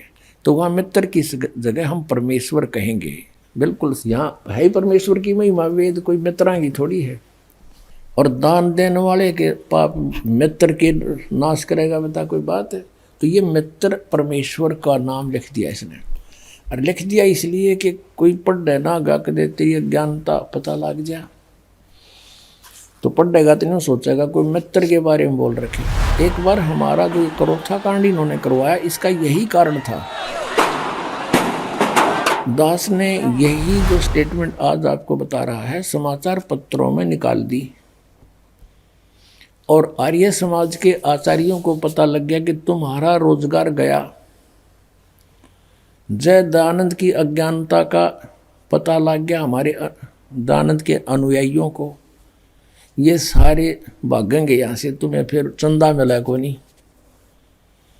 तो हमने ये न्यू का न्यू लिखा था, फोटो स्टेट तो नहीं किया था, ऐसे लिख के भेजा था कि ये ऐसे बोलता सत्यार प्रकाश में, और ये यजुर्वेद में ऐसे लिखा है। तो इन्होंने जवाब दिया फिर उसका पेपर में, समाचार पत्र में, कि रामपाल तो संस्कृत ना जानता, यो के जाने वेदों के बारे में। वो तो दयानंद जी तो महर्षि थे, उन्होंने समाधि लाला के वेदों के अर्थ निकाले हैं, और वहाँ पर मित्र शब्द लिखा है, परमेश्वर के बारे में नहीं लिखा है। अब आम आदमी इतना प्रभावित था इन नकली ऋषियों से कि वो सच्चे हैं, और अन्य व्यक्ति कुछ भी कहता रहो वो सही लिख कर गए होंगे। इसलिए परमात्मा ने दया करी इस प्रोजेक्टर की, और ताकि आप स्वयं देख सके। अब यहाँ मित्र का अर्थ परमेश्वर है इन्हीं के शब्दों में। अब पढ़ेंगे, देखो अब हम यजुर्वेद पर आ गए हैं, सत्यार प्रकाश रख दिया है। अब इसके हम 8वें अध्याय के वही 13वां मंत्र पढ़ रहे हैं। हे सब के उपकार करने वाले मित्र यानी परमेश्वर आप, देव कर्तस्य दान देने वाले के, एनस्य माने अपराध के, पाप के, एनस्य माने अपराध कहो चाहे पाप को, इसी के शब्दों में एनस्य माने पाप के, दूर करने वाले हो, नाश करने वाले हो, छुड़वाने वाले हो, क्षमा करने वाले हो, कुछ भी बोलो इन शब्दों को। एनस्य माने पाप के, एनस्य माने अपराध कहो चाहे पाप कहो, नाश करने वाले हो, दान देने वाले के, और मनुष्य कर्तस्य साधारण मनुष्य के किए हुए, एनस्य माने अपराध यानी पाप के विनाश करने वाले हो। और पितृ कर्तस्य पिता के किए हुए, एनस्य माने विरोधाचरण के, नहीं पाप के ही लिखना चाहिए इसलिए। अच्छी तरह हरने वाले हो यानी दूर करने वाले हो, अपने किए हुए पाप के दूर करने वाले हो। एनस्य एनस्य अधर्म के अधर्म यानी पाप के पाप, घोर पाप के नाश करने हारे हो। विद्वान यानी जानता हुआ मैं जो कुछ भी अधर्म आचरण किया करता हूँ वह करूँ, अनजान में जो कुछ भी किया करता हूँ वह करूँ, उस सब एनस्य माने पाप के दूर करने वाले हो। युद्ध परमात्मा के तनु का है वेद ज्ञानदाता कि वो परम अक्षर ब्रह्म है, वो घोर पाप का भी नाश कर देता है, घोर पाप के, और जो कुछ भी करता हूँ या करूँ उसको भी पाप नाश कर देता है। और ये कहते हैं पाप नाश भगवान नहीं कर सकता। इन सभी प्रमाणों से सिद्ध है कि जैन धर्म की सभी धारणाएं व भक्ति क्रियाएं शास्त्र विरुद्ध हैं। इसलिए गीता अध्याय 16 श्लोक 23 के अनुसार इनसे कोई लाभ नहीं हो सकता, अर्थात जैन धर्म में की जाने वाली क्रियाएं व्यर्थ हैं। सवाल नंबर 5, जैन धर्म के अनुसार संथारा का क्या महत्व है? इन प्रक्रियाओं को जैन धर्म के लोग क्यों धारण करते हैं? इससे श्रावकों अर्थात साधकों को क्या लाभ प्राप्ति हो सकती है? जैन धर्म में ऐसी मान्यता है कि जब कोई व्यक्ति या जैन मुनि अपनी जिंदगी पूरी तरह जी लेता है और शरीर उसका साथ देना छोड़ देता है तो उस वक्त वो संथारा ले सकता है। संथारा एक धार्मिक संकल्प है। इसके बाद वह व्यक्ति अन्न त्याग देता है। इस विषय में पवित्र गीता जी में क्या कहा गया है देखिए। आपको दिखाते हैं श्रीमद् भगवत गीता पदछेद अन्वय साधारण भाषा टीका सहित। ये गीता प्रेस गोरखपुर से प्रकाशित है। जयदयाल गोविंद का इसके अनुवादक है। ये अध्याय नंबर 4 है श्रीमद् भगवत गीता का। ये 25 में क्या कहा है? दूसरे योगीजन देवताओं के पूजन रूप यज्ञ का यानी धार्मिक अनुष्ठान का बड़ी प्रतिपाती अनुष्ठान किया करते हैं। पर उपासते माने पूजा करते हैं। ये उपासते माने पूजा करते हैं। और अन्य ब्रह्म अग्नौ यानी ब्रह्म परब्रह्मणी इस काल की साधना तक सीमित है। आत्म रूप यज्ञ का हवन किया करते हैं। और 26वां अन्य श्रोत्रादि समस्त इंद्रियों को संयम रूप अग्नियों में हवन किया करते हैं। यानी कुछ अपने इन कान आदि रोक राख कर ये क्रियाएं करते रहते हैं। दूसरे योगीजन शब्द आदि शब्द स्पर्श रूप रसगंध इन समस्त विषयों को इंद्रिय रूप अग्नि में हवन किया करते हैं। यानी अपनी संयम साधना में लगे रहते हैं। दूसरे योगीजन इंद्रियों की संपूर्ण क्रियाओं को और प्राणों की समस्त क्रियाओं को श्वासों की प्राण माने श्वासों की ज्ञान से प्रकाशित आत्म संयम रूप योग रूप अग्नि में हवन किया करते हैं। हवन माने साधना करते हैं। और कई पुरुष द्रव्य संबंधी यज्ञ करने वाले हैं। यानी द्रव्य संबंधी माने धन से होने वाला, जैसे कोई भंडारा कर दिया, कितने कंबल बांट दिए,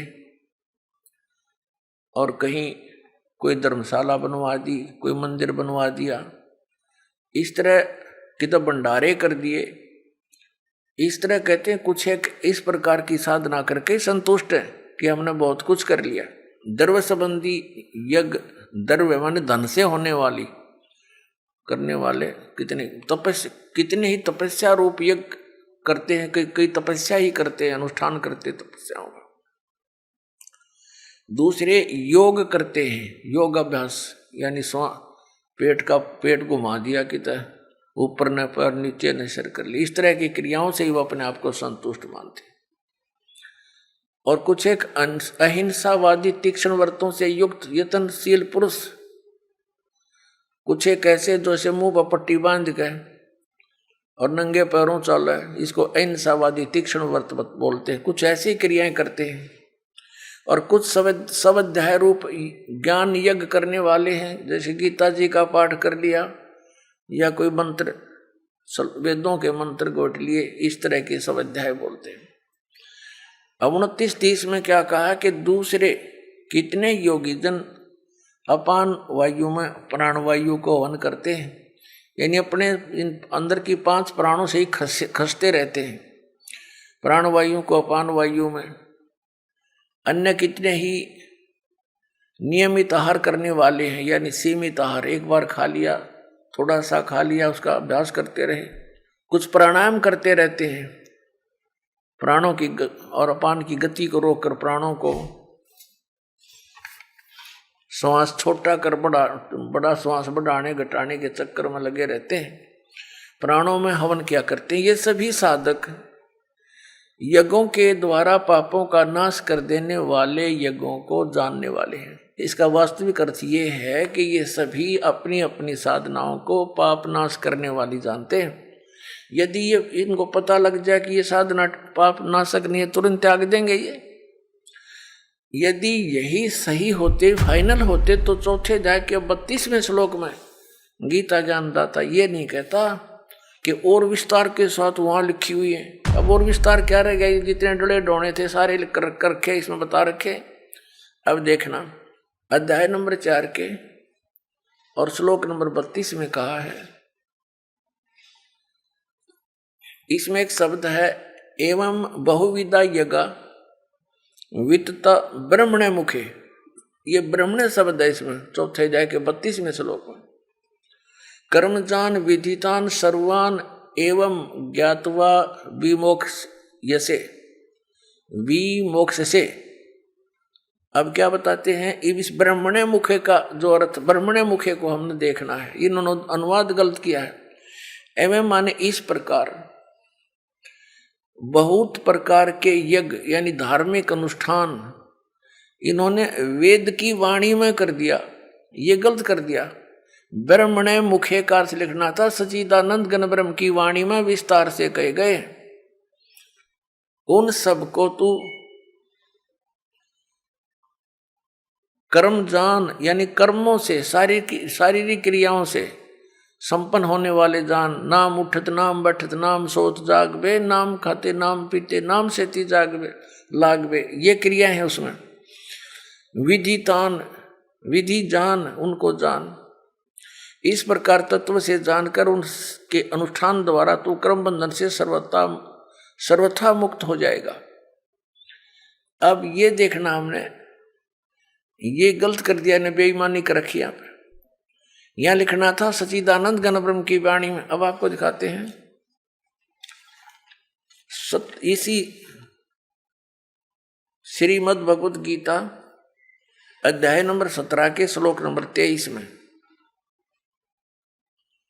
इसमें है ओम तत्सत इति निर्देश है ब्रह्मण तिर्विद समर्थ ब्राह्मणा तेन वेदा च यगा च विहिता पुरा। ओम ओम तत् तत् सत सत इति माने यह है, ऐसे यह है। तिर्विध माने 3 प्रकार का। ब्रह्मण सच्चिदानंद घन ब्रह्म का। ब्रह्मण माने सच्चिदानंद घन ब्रह्म, ये यहां बिल्कुल सही इन्होंने अनुवाद किया है, का नाम कहा है। अपने आत्मा इस गीता जी अध्याय नंबर 17 के श्लोक नंबर 23 में एक तो ये कंसेप्ट क्लियर हो गया कि गीता ज्ञान दाता से एक सच्चिदानंद घन ब्रह्म कोई और है, सुप्रीम पावर, समृद्ध शक्ति, और उसका मंत्र है ओम तत्सत। ये 3 मंत्र का है। तो एक तो हमारी पवित्र गीता से हमें यह मिलेगा कि कौन सी साधना करने की है, वो कौन से मंत्र हैं जो जाप करके मोक्ष प्राप्ति होती है, और दूसरे फिर हम प्रमाण लेंगे उन महापुरुषों से जिनको हम मुक्त मानते हैं और जिनका ये अन्य संत पंथ उन महापुरुषों के भी प्रमाण देते हैं कि वो पार हो गए। वो महापुरुषों की वाणी भी लेते हैं। तो उन्होंने भी कौन से मंत्र जाप किए, फिर ये सब रास्ता साफ हो जाएगा, शंका समाप्त हो जाएगी। शंका समाप्त हुई, भगवान मिला, फिर तो क्रिया करनी शेष रह जाएगी। और वो क्रिया इतनी आसान है, चलते फिरते उठते बैठते भगवान का कभी कितना ही भजन कर लो, काम करते करते, और अंतिम सांस तक साधना करनी है, भगवान साथ लेकर जाएगा आपको सतलोक में। अब देखो, अब हम फिर आगे अध्याय नंबर 4 के श्लोक नंबर 32 पे।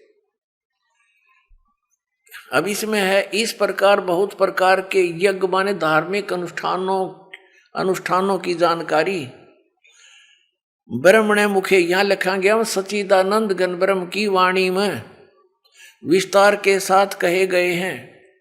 उन सब को तू कर्म जान यानी शारीरिक क्रियाओं द्वारा संपन्न होने वाले जान। इस प्रकार तत्व से जानकर उनके अनुष्ठान द्वारा कर्म बंधन से सर्वथा मुक्त हो जाएगा। इस अध्याय नंबर गीता अध्याय नंबर 4 के श्लोक नंबर 32 का सारांश है कि गीता ज्ञानदाता कह रहा है कि एक सच्चिदानंद घन ब्रह्म की वाणी में जो उस सच्चिदानंद घन ब्रह्म ने यानी परम अक्षर ब्रह्म ने पूर्ण परमात्मा ने आकर अपने मुख कमल से जो ज्ञान दिया है वो वाणी मुखे माने मुख कमल से उच्चरित वाणी में मुख से बोले गए उस ज्ञान में वो विस्तार के साथ कहा गया। और उसको जानने के बाद फिर पूर्ण रूप से सभी प्रकार से तो सब कर्मों से मुक्त हो जाएगा। छठे अध्याय के 16वें श्लोक में फिर ये भी कहा कि अर्जुन, यह योग न तो बहुत खाने वाले का और न बिल्कुल न खाने वाले का। बहुत खाना तो यूँ है, पेट डली पक्का खा ले, अंगड़ाई टूटे, भक्ति हो को ना। और बिल्कुल न खाना, व्रत रखना। व्रत रखना भी गीता में मना है, और ये व्रत रखवाओ एकादशी का, ये कहाँ से लाए। और न बहुत सहन करने वाले, सोने वाले का, और न अधिक जागने वाले का सिद्ध होता। यानी 16वें में तो ये भी कंसेप्ट क्लियर कर दिया है कि व्रत रखना भी व्यर्थ है, और ये एकादशी का व्रत तो बहुत महत्वपूर्ण कर बताते। तो ये लोक वेद है, दंत कथा है इनकी, वेद शास्त्र विधि रहित ज्ञान है, उसके करने से कुछ भी लाभ नहीं होगा। गीता जी अध्याय नंबर 16 के श्लोक नंबर 23 के अनुसार, जिससे स्पष्ट हुआ कि जैन धर्म द्वारा की जाने वाली शास्त्र विरुद्ध भक्ति क्रियाओं से साधक को कोई लाभ प्राप्त नहीं होगा। वहीं जैन अनुयायी का मानना है कि भक्ति साधना में शरीर को कष्ट देना अत्यधिक लाभदायक है, जबकि वास्तव में इस तरह का अभ्यास और विश्वास व्यर्थ है, जो कि नरक की ओर ले जाता है। इसलिए इन क्रियाओं से मोक्ष अर्थात निर्वाण प्राप्त करने की कल्पना करना अपने पैर पर कुल्हाड़ी मारने के समान होगी, क्योंकि शास्त्र विरुद्ध होने से इससे कोई लाभ नहीं होगा। सवाल नंबर 6, कैवल्य मार्ग, निर्वाण मार्ग अर्थात मोक्ष मार्ग की प्राप्ति कैसे की जा सकती है? क्या जैन धर्म में प्रचलित क्रियाओं से तीर्थंकरों को व श्रावकों को मोक्ष प्राप्ति हो सकती है? क्या उनका पुनर्जन्म समाप्त हो सकता है? आखिर जैन धर्म के प्रमुख तीर्थंकर महावीर भगवान किस गति को प्राप्त हुए? जैनियों का मानना है कि एक सुरक्षित, सुखी और शांत जगह है, जहां पहुंचना मुश्किल है, जहां न कोई बीमारी है, न बुढ़ापा, न दर्द, न मौत है। वह कैवल्य मार्ग अर्थात मोक्ष व निर्वाण है। उनका मानना है कि महान संत वहां पहुंच चुके हैं, वे दुखों से मुक्त हो चुके हैं, क्योंकि वे कैवल्य मार्ग अथवा मोक्ष मार्ग या निर्वाण मार्ग को प्राप्त कर चुके हैं। जबकि परमात्मा प्राप्त संत बताते हैं कि सतलोक नामक एक अविनाशी स्थान है, जहां परमात्मा परम अक्षर ब्रह्म रहते हैं, जहां न कोई बुढ़ापा है, न दुख है, न मृत्यु है, जिसे गीता अध्याय 18 श्लोक 62 में सनातन परम धाम कहा गया है। उस अविनाशी स्थान को केवल तत्वदर्शी संत द्वारा दी गई पूर्ण परमात्मा की सतभक्ति से प्राप्त किया जाता है। आइए अब जानते हैं जैन धर्म के प्रमुख तीर्थंकरों की गति के बारे में कि क्या इनका पुनर्जन्म नहीं होता, क्या वास्तव में उन्हें निर्वाण मार्ग अर्थात मोक्ष मार्ग की प्राप्ति हुई है। जैन समुदाय का मानना है कि एक तीर्थंकर कभी पुनर्जन्म में नहीं आता, जबकि हमारे शास्त्रों में महावीर भगवान के जीव के एक नहीं अपितु असंख्यों जन्मों का वर्णन दिया गया है। देखिए, वैदिक धर्म के प्रवर्तक श्री मरीचि जी के जीवन इतिहास को आपके सामने प्रस्तुत करते हैं। दर्शकों, मरीचि जी के जीव की दुर्गति देखकर आपका कलेजा मुंह को आ जाएगा।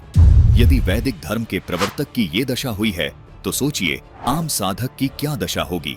इसलिए संत रामपाल जी महाराज का सर्वभक्त समाज से बारंबार निवेदन है कि शास्त्र अनुकूल आदि सनातनी भक्ति अपनाइए, ताकि आपके जीवन का कल्याण हो सके।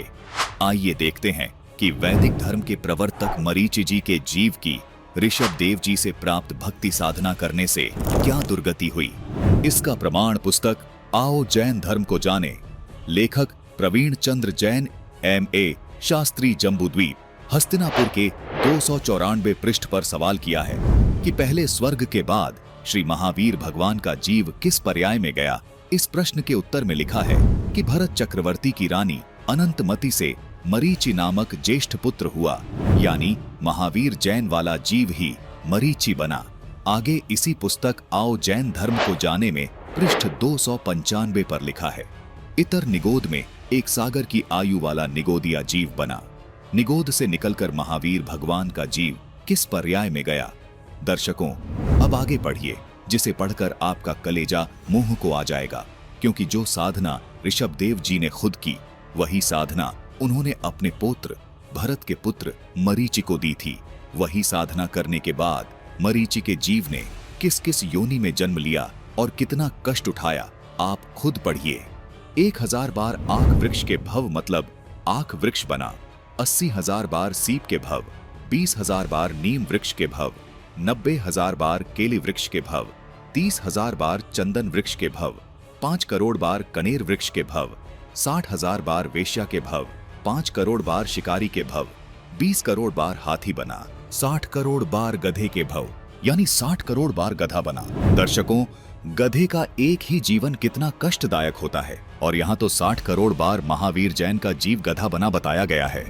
उसके बाद 30 करोड़ बार उन्हें कुत्ते का जीवन भोगना पड़ा, 60 करोड़ बार नपुंसक के भव, 20 करोड़ बार स्त्री के भव, 90 लाख बार धोबी के भव, 8 करोड़ बार घोड़े के भव, 20 करोड़ बार बिल्ली के भव, 60 लाख बार गर्भपात से मरण और 80 लाख बार देव पर्याय को प्राप्त हुए।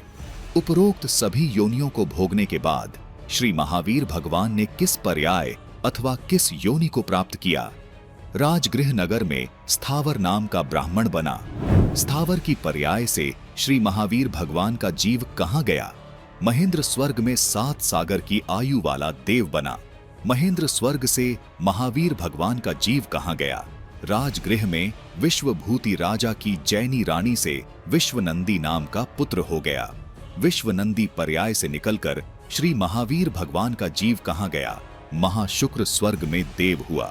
महाशुक्र स्वर्ग से निकलकर महावीर भगवान का जीव कहां गया? त्रिपृष्ठ नामक नारायण हुआ। त्रिपृष्ठ नामक नारायण से महावीर भगवान का जीव कहां गया? 7वें नरक में गया। 7वें नरक से महावीर भगवान का जीव कहां गया? जम्मू द्वीप के छत्रपुर नंदीवर्धन राजा की वीरमती रानी से नंद नाम का पुत्र हुआ। नंद का जीव आगे किस पर्याय में गया? पुष्पोत्तर विमान में देव हुआ। तनन्नतर 24वें तीर्थंकर श्री महावीर भगवान हुए। दर्शकों, ऋषभ देव से शास्त्र विरुद्ध भक्ति प्राप्त करने से मरीचि वाले जीव ने अनेकों कष्ट उठाए और उसी परंपरा में आगे श्री महावीर जैन हुए। अब आगे पढ़िए, श्री महावीर भगवान के जीव ने कितने पाखंड मत चलाएं? उत्तर दिया है कि 363 पाखंड मत चलाएं। इससे पहले मरीचि जी के करोड़ों बार गधे के जन्म हुए, करोड़ों बार कुत्ते के जन्म हुए व अन्य भी अनेकों जन्म हुए। स्वर्ग में देवता भी बने, ये अरहट के कुएं में ही फंसे रहे। दर्शकों, मरीचि जी के जीव की ये दुर्दशा सनातनी पूजाओं के विपरीत अपने दादाजी ऋषभ देव जी द्वारा बताई गई तप साधना करने से हुई। अपने आत्माओं, ये एक निर्णायक मोड़ पर आ गया है ज्ञान, भगवान का तत्व ज्ञान है ये। अब महावीर जैन की के दुर्गति हुई होगी, उसका तो वर्णन नहीं कर सकते, क्योंकि उसने तो कोई गुरु बनाया ना। और ये पाखंड मत माने शास्त्र विधि को त्याग कर मनमाने आचरण ये चला दिए, जिसको वर्तमान में जैन धर्म के सभी अनुयायी उसी से आगे अपनी साधनाएं कर रहे हैं। तो इनका क्या हाल होगा ये कहने की जरूरत को नहीं, ये तो समझने की आवश्यकता है। अब ऋषभ देव जी की क्या दुर्गति हुई ये आपको दिखाते हैं। जो साधना ऋषभ देव जी ने की वह घोर तप था। वो तप व साधना शास्त्र विरुद्ध होने से मनमाना आचरण था। वही अपनी इच्छा से मनमानी साधना ऋषभ देव जी ने अपने पौत्र मरीचि को दीक्षा में दी थी। ऋषभ देव जी ने जो शास्त्र विरुद्ध साधना की, उसी मनमानी साधना के परिणाम स्वरूप ऋषभ देव जी पत्थर का टुकड़ा मुंह में लेकर वन में घूमते हुए जलकर मर गए, जिसका प्रमाण हमें श्रीमद् भागवत सुधा सागर में भी देखने को मिलता है। श्रीमद् भागवत सुधा सागर के अध्याय 6 ऋषभ देव जी का देह त्याग पृष्ठ 281 पर लिखा है कि वह दैववश कोंक वेड और दक्षिण आदि कुटक कर्नाटक के देशों में गया और मुंह में पत्थर का टुकड़ा डाले तथा बाल बिखरे उन्मत्त के समान दिगंबर रूप से कुटकाचल के वन में घूमने लगा। इसी समय झंझावात से झकझोरे हुए बांसों के घर्षण से प्रबल दावा अग्नि धधक उठी और उसने सारे वन को अपनी लाल लाल लपटों में लेकर ऋषभ देव जी के सहित भस्म कर दिया। दर्शकों, जो साधना ऋषभ देव जी ने की थी वही साधना उन्होंने अपने पौत्र यानी भरत के पुत्र मरीचि को दीक्षा में दी थी, जो शास्त्र विरुद्ध साधना थी। वहीं आओ जैन धर्म को जाने। पुस्तक के ही पृष्ठ 154 में लिखा है कि ऋषभदेव जी अर्थात जैन धर्म के प्रथम तीर्थंकर आदिनाथ वाला जीव ही बाबा आदम रूप में जन्मा, जिसे इस्लाम धर्म, ईसाई धर्म और यहूदी धर्म के लोग अपना प्रथम पुरुष मानते हैं। उपरोक्त तथ्यों से सिद्ध हुआ कि ऋषभदेव जी वो महावीर भगवान द्वारा की गई साधनाओं से उनकी क्या क्या दुर्गति हुई। जबकि तत्वदर्शी संत बताते हैं कि मानव जीवन बहुत मुश्किल से मिलता है, जिसका एकमात्र उद्देश्य निर्वाण प्राप्त करना है। यह केवल मानव जन्म में ही संभव है। सर्वशक्तिमान कबीरदेव चारों युगों में आते हैं और एक तत्वदर्शी संत की दिव्य लीला करते हैं और अपने सत्य आध्यात्मिक ज्ञान के माध्यम से वे अपनी पुण्य आत्माओं को जागृत करते हैं और मानव जन्म का महत्व समझाते हैं। परमात्मा कहते हैं, मानुष जन्म पाए कर जो नहीं रटे हरि नाम, जैसे कुआं जल बिना फिर बनवाया क्या काम। परमात्मा ने समाधान भी दिया है, जो कि पूर्ण संत द्वारा बताई गई सतभक्ति करना है। जो एक सच्चा आध्यात्मिक संत होता है वह शास्त्र आधारित भक्ति बताता है, जिससे मानव जन्म की सभी समस्याएं समाप्त हो जाएंगी तथा जन्म और पुनर्जन्म का दुष्चक्र भी समाप्त हो जाएगा। परमात्मा कहते हैं कि पूर्ण गुरु से नाम उपदेश लेकर नियमों में रहकर भक्त को सतभक्ति करनी चाहिए, फिर मोक्ष दूर नहीं है, जिसकी पहचान आप इसी वीडियो में देख चुके हैं। दर्शकों, आज महान संत रामपाल जी महाराज इस धरती पर एकमात्र पूर्ण गुरु हैं, जो सतभक्ति प्रदान कर रहे हैं, जो कि शास्त्र आधारित है। इसलिए दर्शकों से निवेदन, वे संत रामपाल जी महाराज YouTube चैनल पर प्रतिदिन जगत गुरु तत्वदर्शी संत रामपाल जी महाराज के सत्संगों को देखें तथा परमात्मा को पहचानें और अपना कल्याण करवाएं। आइए अब हम उन श्रद्धालुओं के अनुभव जानते हैं जो जगत गुरु तत्वदर्शी संत रामपाल जी महाराज जी से दीक्षा प्राप्त कर चुके हैं तथा उनके द्वारा बताए गए भक्ति मार्ग पर चल रहे हैं। नमस्कार दर्शकों, मौजूदा समय में भारत में अनेकों धर्म गुरु हैं, परंतु इस भीड़ में यह चयन करना कि सच्चा सद्गुरु कौन है, यह कठिन है। लाखों धर्म गुरुओं की भीड़ में एक सच्चे संत की तलाश में निकले थे भंवरलाल जी।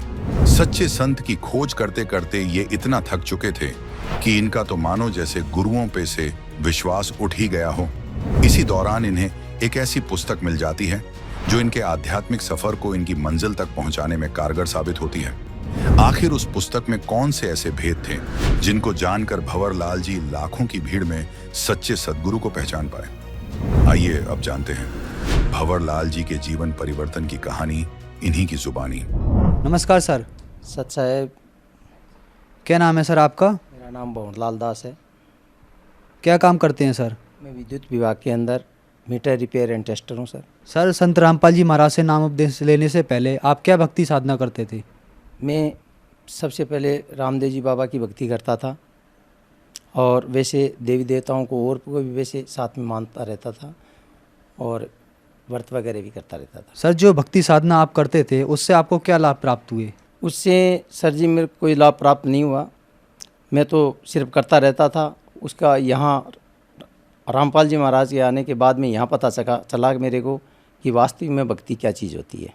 उससे पहले मेरे को कोई पता नहीं चला और दुख ही आते रहते थे। सर जी, दुख तो ये आता रहता था कि जैसे मेरी पत्नी है वो बीमार रहती थी और वो भी इस तरह से कि हमेशा दवाई लेते रहते थे और फिर भी वो ठीक नहीं होती थी।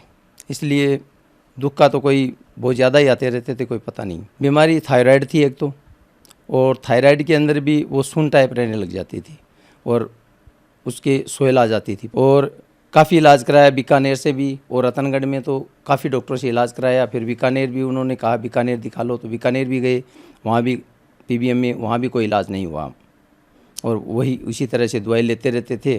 कभी कम हो जाता था, कभी ज़्यादा हो जाता, इस तरह से चलती रहती थी। सर, आप संत रामपाल जी महाराज की शरण में कैसे आए? संत रामपाल जी महाराज की शरण में इस तरह से आया कि मैं एक बार सरदार सिर गया हुआ था। वहाँ कोई, अभी तो भक्त बोलते हैं, लेकिन कोई किताब बेच रहा था 10-10 रुपये में। तो मुझे किताब अच्छी लगी, मोटी दिख के, और उसका पन्ना सही था। मैंने देखा किताब तो अच्छी है, 10 रुपये में क्या आता है, तो मैंने वो किताब खरीद ली। फिर उन्होंने पढ़ना स्टार्ट किया, थोड़ा सा पढ़ा, फिर ब्रह्मा विष्णु महेश का नाम आया।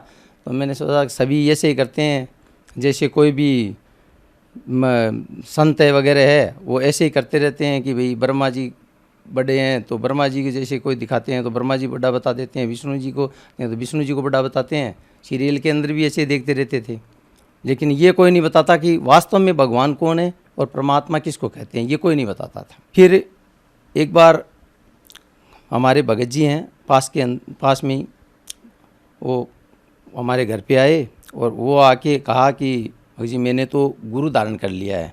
तब मैंने कहा भाई मैं तो गुरुओं पे विश्वास करता नहीं, क्योंकि सभी गुरु मैंने देखे हैं तो वे ऐसे ही होते हैं कि नाम दे देते हैं, कोई शंकर भगवान का दे देते हैं, कोई किसी का दे देते हैं, कोई किसी का दे देते हैं, लेकिन मैं गुरुओं पे विश्वास नहीं करता। तब कहा कि नहीं नहीं, आप मैं आपको किताब ला के दूँगा एक, तो वो आप पढ़ना, ज्ञान गंगा। जब ज्ञान गंगा का नाम लिया उन्होंने, तो मेरे वो 1.5 साल 2 साल पीछे जो किताब ली थी ज्ञान गंगा, वो याद आ गई कि मेरे ये पास पढ़ी है वो किताब। तो तब कहा कि ये हो ही नहीं सकता। जब मैंने किताब उनको ला के दी, वो एकदम मिल गई, एकदम था जैसे कोई रखी हुई हो वैसे मिल गई। तो मैंने वो किताब उनके ला के दी, तो कि किताब तो यही है, तो आपने पढ़ी क्या? वो मैंने ये किताब पढ़ी तो नहीं, कि मेरे कहने से एक बार पढ़ो। तो मैंने वो किताब पढ़ी। पढ़ने में सर जी एकदम से मैं चकित हो गया। वास्तव में प्रमाण सहित उन्होंने दिया हुआ था, सभी गीता वेद वगैरह जो भी थे प्रमाण सहित थे। मैंने उनको फ़ोन लगाया कि अब कब जाओगे आप? कि अब तो 1 महीने बाद जाऊंगा, क्यों 1 महीने बाद में हाजिरी लगेगी। फिर मैं उनको लेके वो गए, उस टाइम मैं उनके साथ गया, मैंने नाम दीक्षा ली। नाम दीक्षा लेने के बाद में वहाँ पे गुरुजी से मैंने आशीर्वाद लिया, रामपाल जी महाराज से। तो मेरा शरीर ऐसे हो गया जैसे एकदम हल्का फुल्का। पहले ऐसे लगता था जैसे कोई एकदम से वजन हो शरीर के ऊपर, वो नहीं रहा, एकदम से हल्का फुल्का हो गया मेरा और मेरी पत्नी दोनों का ही इस तरह से हो गया। मैंने वास्तव में अपने सही जगह आए हैं और वास्तव में भक्ति यही है। इसलिए इस तरह से मैं रामपाल जी महाराज की शरण में आया। सर, संत रामपाल जी महाराज की शरण में आने के बाद आपको क्या लाभ प्राप्त हुए? संत रामपाल जी महाराज की शरण में आने के बाद सबसे पहले मैंने ये लाभ प्राप्त हुआ कि मेरी पत्नी है जो बीमार रहती थी काफ़ी, और उनके थायराइड थी, और थायराइड भी स्टेप ज़्यादा था उनका, जो दवाई काफ़ी लेनी पड़ती थी, 150 mg की वो दवाई लेनी पड़ती थी। तो उन्होंने मतलब वहाँ जाने के बाद में डॉक्टर ने दिखाया, तो उन्होंने कहा भैया कि ये तो दवाई ज़िंदगी भर लेनी पड़ेगी आपको। मैंने कहा ठीक है भाई, लेनी पड़ेगी तो अब इलाज भी क्या है। पर रामपाल जी महाराज की शरण में जाने के बाद में फिर दिखाया, तो उनको वो जितनी थी वो तो 50 mg के लगभग आ गई। धीरे धीरे वो कम होती चली गई। आज भी वो टेबलेट लेती है लेकिन एकदम कम है, वो 25 mg की इस तरह से लेती है। इसलिए वो कोई ज़्यादा दिक्कत नहीं है, ना सोहलाती उनके, और वो संत रामपाल जी महाराज की दया से अब ठीक है मतलब। और एक उनके क्या है कि परिवार के अंदर ऐसा ही रोग है कि जैसे पहले तो वो सुन टाइप हो जाते हैं, उसके बाद में यादाश्त धीरे धीरे भूल जाते हैं, और यादाश्त भूलने के बाद वो क्या है कि धीरे धीरे वो चलना फिरना भी बंद हो जाता है और पलंग के ऊपर आ जाते हैं। वो पलंग के ऊपर आने के बाद में वो क्या है कि इसमें ये स्थिति हो जाती है कि वो किसी को पहचानते भी नहीं, और लास्ट के अंदर वो ख़त्म हो जाते हैं। वो स्थिति मेरी पत्नी को होने लग गई थी, मतलब धीरे धीरे वो होने लग गई थी पहले। तो वो अब लगभग एकदम सही है करीबन, मतलब वो यादाश्त भी है, कोई दिक्कत नहीं है, काम भी करती है। पहले वो काम वगैरह भी वो भूल जाती थी, यहाँ कोई चीज़ रख दी वो सब भूल जाती थी, अब नहीं भूलती, वो सही है। और बताना चाहूँगा मैं एक बार सरदार शहर से आ रहा था और आने घी लेके आया था, और रात को सो गया, और जहाँ मैंने पूजा की करता था रामदेव जी बाबा की, वहाँ मैंने रख दिया। रखने के बाद में सुबह 4 बजे मैंने सो के और वापस 4 बजे उठता हूँ मैं, उठने के बाद में वापस हुआ तो मेरे को एक ऐसा मतलब ऊपर चढ़ता है जैसे कोई बच्चा ऊपर चढ़ता है वैसे चढ़ा, और मेरे को एकदम दबा लिया, मतलब वज़न रख जैसे वज़न एकदम से डाल दिया हो। उससे मैं क्या है कि एकदम से घबरा गया, मैं कारण क्या हुआ, ऐसे ही हो गया होगा अपन। फिर वही दूसरे दिन भी वही हालत रही, इस तरह से मैं परेशान हो गया, हमको ये करें क्या। तो मैंने काफ़ी 20-25 हज़ार रुपये 30 हज़ार रुपये लगा दिए सर जी, लेकिन वो सही नहीं हुआ। रामपाल जी महाराज की शरण में जाने के बाद में जिस दिन मैंने नाम लिया उस दिन से एकदम ख़त्म हो गया वो, और आज तक कोई दिक्कत नहीं हुई। मैंने एक दिन ऐसे भी सोच लिया कि हो सकता है ऐसे ही हो गया हो, तो वही स्थिति नाम खंडित हो गया था मेरा, तो वापस हुई। तो वापस होने के बाद में मैं जैसे ही नाम सुमरण किया, जैसे किसी रजाई को भगा देते हैं इस तरह से वो एकदम हट गया। ये जो भूत प्रेत की समस्या थी वो पहले मेरे साथ थी, उसके बाद में मेरे बच्ची के साथ होने लग गई थी। जो मेरी बच्ची भी साथ आई है, आप उन्हीं से पूछिए। क्या नाम है बहन जी आपका? मेरा नाम मनीषा है। जैसा कि आपके पापा ने बताया आपको भूत प्रेत की समस्या थी, आप उसके बारे में क्या कहना चाहेंगी? सर जी वो क्या हुआ कि मेरे पापा जैसे ना संत रामपाल जी महाराज का नाम लिया ना, तो इनको तो दबाना उन्होंने भूत प्रेत ने बंद कर दिया, लेकिन उसी दिन से मेरे को ना दबाना भूत प्रेत ने स्टार्ट कर दिया था। तो मैं इतनी तंग आ गई थी, तो 1 महीने तक मैं बहुत मतलब मेरे को नींद भी नहीं आती थी। मैं पूरी रात मतलब सोती, जैसे ही सोती मेरे को दबा लेते थे। तो मेरे पापा ने, मेरी मम्मी है ना, स्टार्टिंग में तो मेरी मम्मी ने मेरे को ज्योतराम जी इनसे दिखवाया मेरे को, है ना। किसी ने बोला कि पीछे प्रेत है, पीछे ये है, इसका खून चूसते हैं, लेकिन बाद में धीरे धीरे मतलब ये बढ़ता ही गया मेरे साथ। फिर बाद में पापा ने है ना संत रामपाल जी महाराज से नाम दीक्षा ली, तो इनका दबना बंद हो गया। लेकिन जैसे ही मैंने नाम दीक्षा ली ना, तो उसी दिन से भगत जी मेरा दबना ये सब बंद हो गया। मैं मतलब ऐसे हो गई, मेरे को अपना शरीर पूरा ऐसे हल्का फुल्का लगने लगा। और उस दिन के बाद अगर मैं उनकी बात भी करूँ ना, तो मेरे कोई फ़र्क नहीं पड़ता, और मेरे को उसके बाद में कोई भूत प्रेत की कोई शिकायत नहीं है, और सब अच्छा है मेरे साथ। और एक चमत्कार मेरे साथ सर जी ये भी हुआ कि मैं ITI में मैं जब स्टडी करती थी, तो मेरे सर ने बोला था कि तू फेल हो जाएगी, मेरी क्लास में रहेगी तब भी पास होगी। लेकिन मैंने क्लास भी चेंज की, और संत रामपाल जी महाराज का मैंने नाम दीक्षा ले रखी, तो मेरे को पूरा विश्वास था इन पे। तो मैंने जैसे ही मतलब पेपर दिया, तो मैंने 19 क्वेश्चन किए थे ओनली। तो मैंने पेपर दे के बाहर आई, तो मैंने सोचा कि मैंने सही किए हैं। फिर मैंने सर से पूछा मैं कि सर कितने क्वेश्चन से मतलब मैं पास हो सकती हूँ? तो सर ने बोला कि 20 तो आपको एकदम एक्यूरेट सही करने हैं, और उसके बाद ऊपर करो तो वो आपके सही होने चाहिए, नहीं तो माइनस मार्किंग में कट जाएगी। और उस टाइम सर जी मेरे मतलब 1/3 माइनस मार्किंग और 1 क्वेश्चन 3 नंबर का था। तो मैंने सर को पेपर दिखाया, तो सर ने बोला कि ये इतने कि कौन कौन से कैसे कैसे किए। तो 19 में से मेरे 5 तो सर ने गलत बता दिए। अब मेरे को ये हुआ कि मैं क्या करूं, क्योंकि मैं ये तो गलत बता रहे हैं, और मैंने क्वेश्चन 19 किया और 20 में मैं पास हो रही हूँ। तो उसके बाद में सर जी मैंने ये सोच लिया था कि मुझे नहीं पता, संत रामपाल जी महाराज से मैंने अरदास लगाई। तो मैंने उसी दिन ये बात छोड़ दी थी कि मेरे को कुछ नहीं सोचना, मैं पास आऊँ फेल आऊँ वो देखा जाएगा। तो मैंने संत रामपाल जी महाराज पे विश्वास किया, और आज मैं पास हूँ, और मेरे 30 क्वेश्चन सही हैं, जबकि मैंने 19 क्वेश्चन ही किए थे।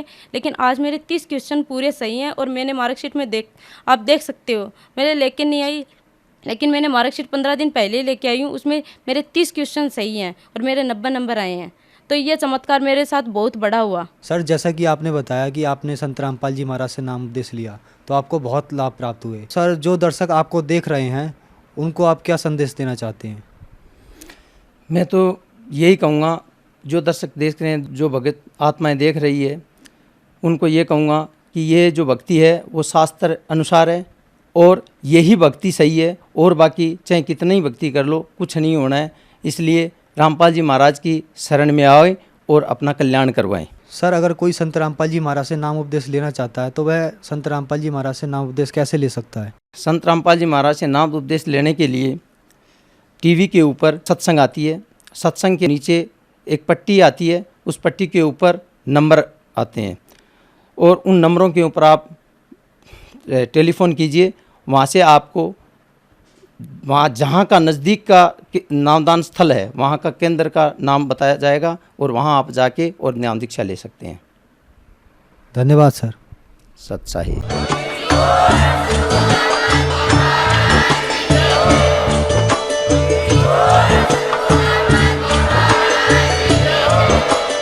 आप सुन रहे थे जगत गुरु तत्वदर्शी संत रामपाल जी महाराज जी के मंगल प्रवचन। अधिक जानकारी के लिए विजिट कीजिए हमारी वेबसाइट www.jagatgururampalji.org। संत रामपाल जी महाराज जी के शुभ आशीर्वाद से पूरे विश्व भर में 500 से भी ज्यादा नाम दीक्षा केंद्र हैं, जिन पर संत रामपाल जी महाराज जी द्वारा ऑनलाइन निशुल्क नाम दीक्षा दी जा रही है। अपने नजदीकी नाम दीक्षा केंद्र का पता करने के लिए संपर्क करें 8222880541।